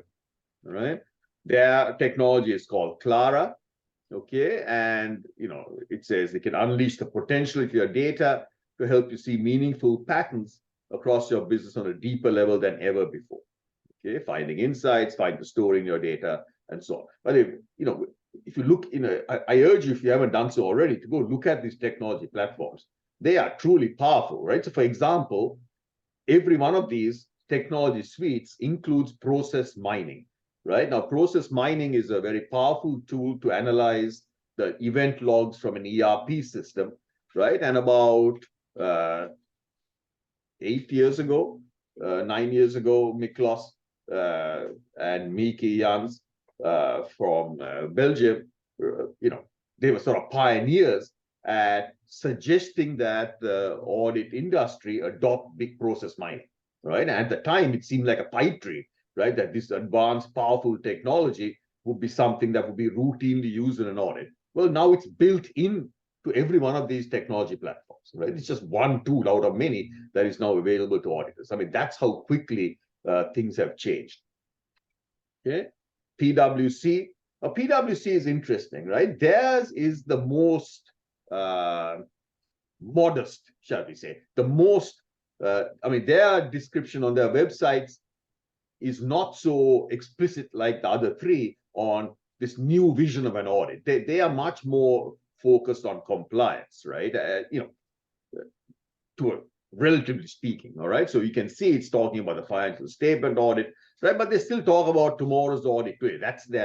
That's their motto, the new equation of people plus technology, all right? And so they also do mention deeper business insights, but as you can see, there's a lot less yellow on this page than on the previous ones, right? So there's a lot more discussion of compliance here, of conventional auditing than there is of this. But, I'll come back to that in a moment, all right? Their technology system is called Aura, all right? And again, very similar, right? They're all very, very similar suites, okay? So the commonality across the big four, all of them publicize their enormous investments in technology and the training in their auditors, all have similar suites. They're all cloud-based. They can all extract and analyze populations of diverse data sets. They communicate within the team and, sorry, there's a word missing there, and with the client, okay? And they all use similar words, insights, adding value, and so forth, all right? So now let us step back a bit and try and think about what this is telling us, all right? As I mentioned, right, a decade ago, if you ask Miklos, I don't think he would have thought that we would be where we are now, right? Because he had been battling for 30 years to try and get auditors to pay attention to technology. And in those days, even getting them to do something like regression analysis was really, really hard, all right? But since then, there's obviously been this revolution. They have really jumped into it full force. And I think there's both a demand and a supply side reason for that, okay? All right, so, on the supply side, on the demand side is that the clients are now technology enabled, all right? And so they expect their auditors to be as technology savvy as they are, all right? But on the supply side, one of the things is that the cost of implementing things like big data analytics has fallen considerably, all right? So for example, extraction, right? Just getting data from a client's data set was once considered such a difficult task that the AICPA proposed something called the Audit Data Standard, which is essentially a sort of tagging technology to enable data to be easily extracted. But this never took off. I mean, it basically died, right? And the reason was that off-the-shelf solutions became available to facilitate this, all right? So for example, process mining, right? 10 years ago, it took weeks to process data and run, and you needed to program, you needed to be able to program computers to be able to actually do the analysis. Today, there's companies like Celonis that sell off-the-shelf software solutions to do this. And in fact, Celonis is one of the partners with some of these big four firms to do process mining, all right? So the solution became a lot simpler thanks to technology, okay? And, this is a point that we've seen more broadly, right? AIS is just one small part of a vast technology infrastructure, right? I mean, IT is one of the largest industries, perhaps the largest industry in the world, all right? So there's an enormous number of people all over the world, in China, America, Brazil, and so on, who are developing technology solutions, okay? And there's very few, if any, accounting specific information system needs, right? Which means that mostly auditors can just turn to off-the-shelf software, all right? Okay, so for example, they can partner with OpenAI or Microsoft to do AI solutions. They don't need to develop their own LLM models and so forth. Okay, and the same is true of extraction, visualization, and so on, right? So in other words, the technology used in AIS is dual use, right? Meaning that in two senses. One, it's being developed by industry for other purposes. In other words, it's being developed for people for a much bigger market than IS, than accounting. So accounting doesn't have to subsidize the entire development cost.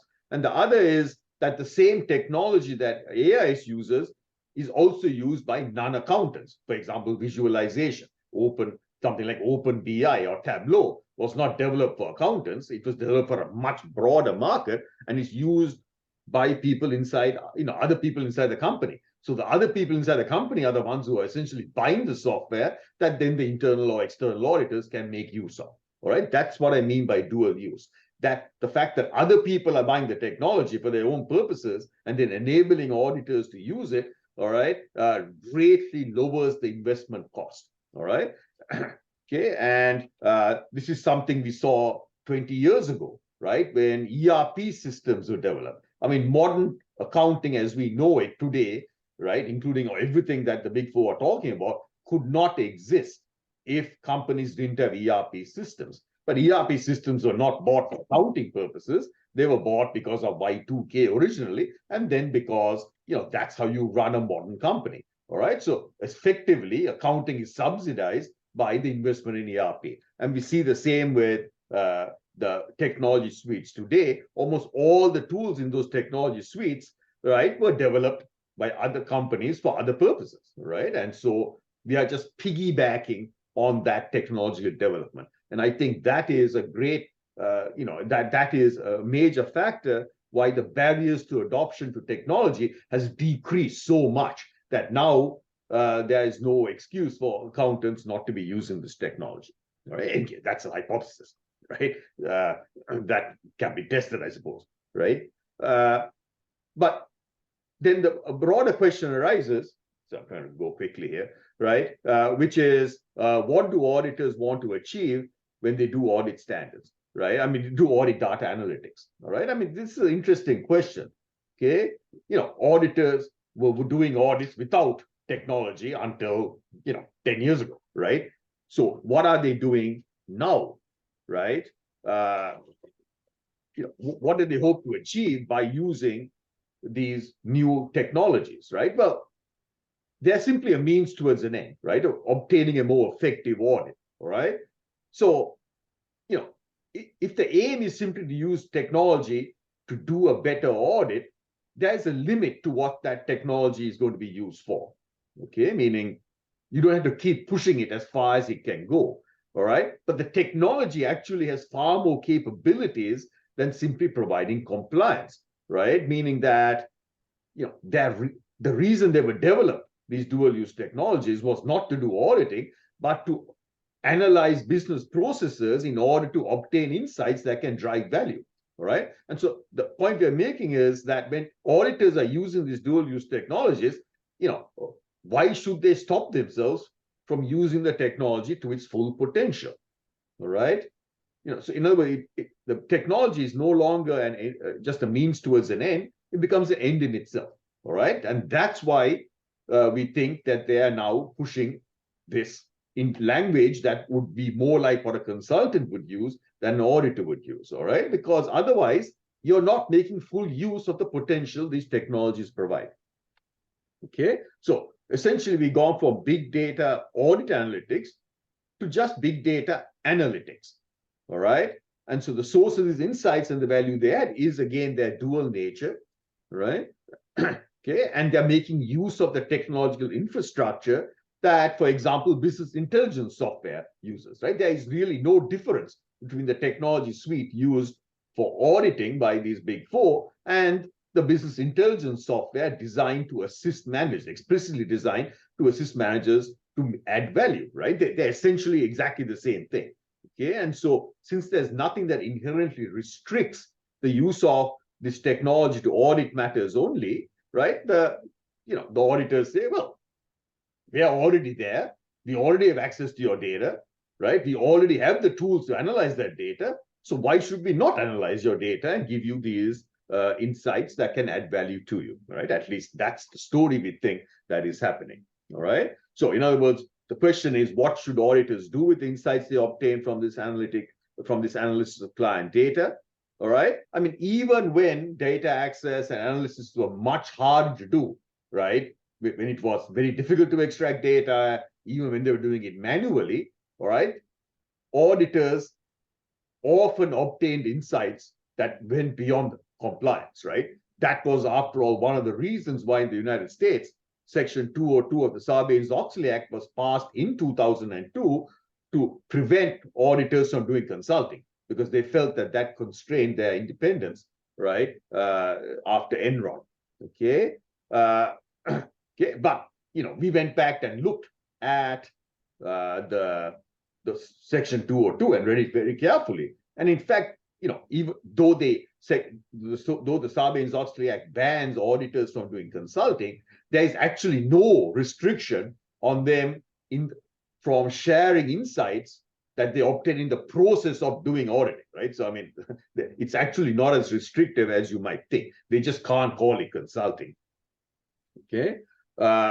Okay, and so, perhaps what's happening is that because this technology is dual use, all right, the audit is being transformed from a compliance exercise to a profit-driving one for both the auditor and the client, all right? That in fact, if you don't use this technology for their full potential, you're essentially auditing with one hand tied behind your back. In other words, you are restricting yourself from doing it, from obtaining these insights, okay? All right, and you can actually see that at PwC, right? I said PwC is one of the most diffident in how they talk about their audit, right? If you actually go online and say, what is an audit, all right?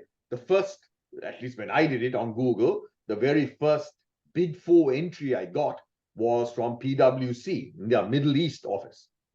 All right. And this is how they describe it right now. If you go to their website, this is how they describe an audit, right? And it says an audit is the examination of the financial report of an organization as present annual report by someone independent organization.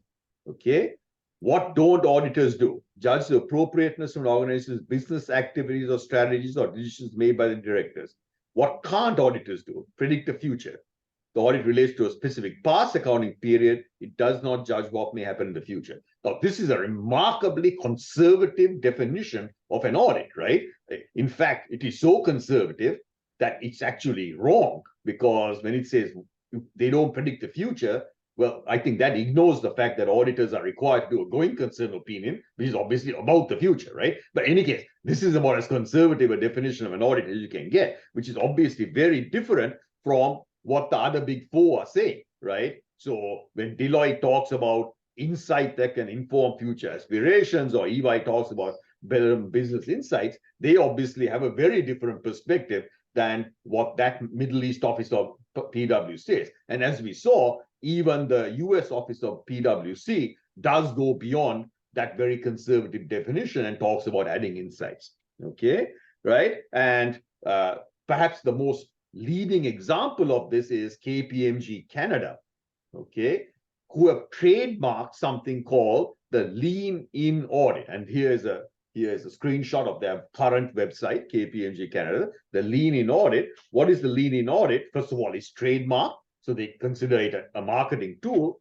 And they say it offers unprecedented insights to improve your processes through audit, right? Organizations expect auditors to deliver more value through the audit, to go beyond regulatory need, to provide insights that identify opportunities to improve business processes, right? To see business process through a different lens. So this is very clearly saying, look, we are going to go beyond the regulation, we're going to go beyond compliance, we are going to help you improve profits, okay? Now, when I first saw this, it raised questions in my mind about auditor independence, right? Auditors are not meant to audit their own work, okay? is something like an lean-in audit, is it going to undermine auditor independence? Okay. Well, as a matter of fact, this is not just me talking. One of the partners at KPMG Canada, who's now the head of audit analytics, he actually wrote a white paper where he himself addresses this issue. He says, for some, this more proactive analytical approach has raised questions of independence, right? But then he goes on to say, auditors are not telling companies how to improve productivity or better manage insights, manage risk. Rather, they're giving organization an audit in which data analysts may yield insights into those areas. Insight that savvy companies can and should apply to improve business, right? Now, this is a bit of legal jujutsu that I don't quite follow. So what he's saying is we are not telling them what to do, but they are learning from us what to do, right? In any case, he wrote this 6 years ago. Now he's their senior partner, all right? And they still have the lean-in audit. So obviously they don't feel that there's any issues of independence here at all, okay? Right? PwC also has some caveats. On their website in the US, it says, where our insights are considered permissible non-audit services, we will seek to obtain audit committee pre-approval, all right? But as I said, we went and studied the standards, the audit standards, the section 201, and we don't actually see any constraints on this, all right? There really is nothing that prevents an auditor from providing value-added insights as far as we can tell, and no regulator seems to have raised an issue here. So, you know, obviously, otherwise you wouldn't be seeing all these big four putting this stuff on their websites, okay? I almost finished, so I'm just going to quickly go here. All right, so obviously the big four do not see any restrictions, any reason to restrict what they do with their BDA, okay? But this raises all manner of questions, all right? You know, first and foremost, is any of this real? Meaning, is this marketing stuff? In practice, is their audit much more conventional, right? Are they really using all these technologies? Are they providing value-added insights? We don't know, okay? But if they don't, are they creating a new expectations gap between what they promise and what they deliver, all right? But if they do deliver, how are they being paid for it, all right? This is an interesting question, okay? Are they being paid for these insights, right? Or do they feel they have to provide them for free because otherwise they won't get the audit engagement in the first place, right? You know, is it some sort of loss leader, right? We don't know, right? We have no idea, right? And until someone goes in there and surveys or discusses with the audit practitioners, we just don't know, all right? And so that leads to a whole manner of research questions that are in the paper. I'm not going to go through all of them here. There's quite a few here, all right? But which all very interesting questions, I think, arise based on this analysis of what the big four are saying about, you know, is the world of audit really changing? And if so, how? And how is it affecting the relationship between auditors and their clients and with regulators and so on? Okay, right? And, you know, so I think this is a call for further research, especially, you know, field-based research, where you actually go in there and you see, right, if you can get access, which is obviously very hard, right, into seeing how that relationship works between the auditors and their clients in this new technology-enabled work. Okay, right, and, you know, at what point, if any, is there really going to be a regulatory pushback, right? Will there be concerns about independence and Section 201 and auditing your own work and so on and so forth? Okay, I mean, practitioners say no, it doesn't, but is that true? Okay, so anyway, that's my last thing. I just think I mean, let me say this. People might say, look, what's the big deal? All it depends on looked at the big four websites. But I mean, how many of us actually do this, right? How many of us go and look at the big four website to see what they are actually, what they're actually saying? And it's important, not just as researchers, but obviously as teachers. We are preparing the next generation of auditors. We need to understand what they are being expected to do. All right. So we know that there's a huge demand for people who are STEM trained now, right? More than half the hires in the US this year by the big four were STEM graduates, not accounting majors. We know that they want people who are heavily into tech and AI, All right. I mean, in one sense, I mean, they're spending billions. PwC spent $1 billion on training their people on technology, right? But but if you talk to them, I think it's very clear that they see the easiest way of changing their companies to be more, for example, into AI is simply to hire young people for whom it is second nature to use these technologies, right?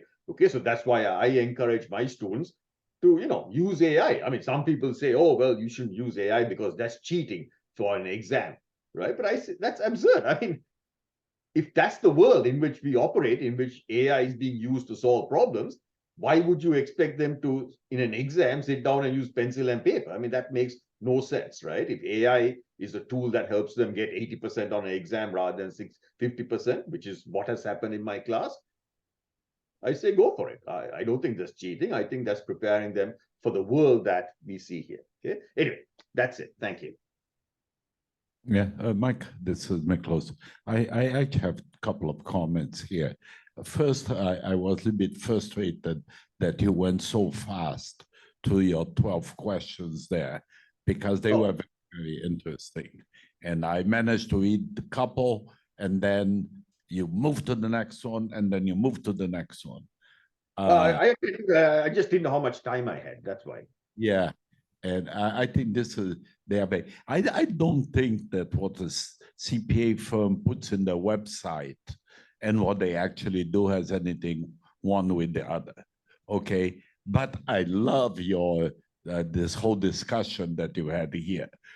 One more comment or two more comments. Canada is not subject to Sarbanes-Oxley, and when you talk with these partners, they tell you always the same thing. When you're selling an engagement for Europe, you have to say what you're going to do for the firm. When you are selling the engagement in the US, you have to say the audit you are going to do. You are not allowed to say all the other improvements that you are going to do to them. Is that Sarbanes-Oxley? And you're right, Sarbanes-Oxley have been, what would say, extended a little bit in conceptualization these days. Firms have kind of done more advisory than they were allowed at the beginning, at the Anderson days, when Anderson collapsed and etc. But I really like the few questions I managed to read here, and I actually like your future comments there, etc. But I do wonder how linked is what a website of a company says and what they really actually are. Meaning, I was just commenting, Alan is here sitting next to me, and I was commenting that you open some websites, you don't even know what the company is doing. And it just became so jargonish and so framed sometimes. No, I agree. I mean, of course, that's a research question, right? We don't know. But I mean, the two things. One is that creates an expectations gap, and we don't know what the effect of the expectations gap is, right? I mean, are the audit committees just cynically saying, yeah, this is just marketing BS, or do they actually believe what they read and what they're promised? But the other thing is, I agree about Canada. Some years ago, we were at Ephraim's conference in Toronto, and this fellow from E&Y, I think, stood up to speak. And he said, this is not America, right? So I want to emphasize that everything I say today is entirely what the company believes and nothing to do with me. Right? So he was making a joke about the disclaimer, right? So, so yes, I mean, Canada obviously is a very different legal environment. And one of the things we show in the paper, by the way, right, is that if you look at the discussion, the British are very, very angry with their audit industry, right? For years, they've been having reports and all about how terrible the audit industry is. And they are very strict, right? So in the US, the way the regulation works is that if it's not listed, you can do it. But in Britain, the way it works is that you can only do what they list, right? So they are much, much stricter on that. And if you look at the description of the websites of the big four in England versus America, they're very different. There's no discussion of insights or value or anything. Now, we didn't really go into that because that's beyond the scope of our paper, but I think that's an interesting research project, which is to see that the communication varies tremendously between the US and the UK, right? And that's important because, as we mentioned, many of the websites in Europe, for example, the Middle East, are just copies of the British website, right? So obviously that carries a lot of weight, but that was beyond the realm of scope of our paper. So it's a good research project for somebody else, right? To compare the marketing and how it compares with the local regulation. Michael, Robert Onions, hi. Just put you right about one thing. The British aren't a nasty, angry nation at all. So Miklos wants to speak to you again. Okay, sorry.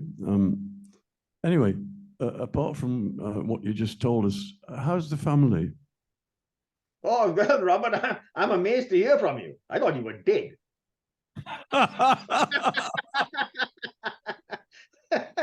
It's great to hear from you. Are you there in person or what? Can't see you. No, we haven't spoken for a long time, so I just thought I'd ask how they were.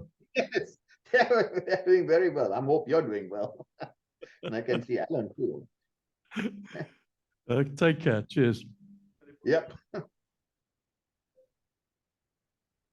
Any other questions, comments? Hi, Alex. How are you? Question for you. Yeah. You never mentioned the non-big four. Oh yes, yeah.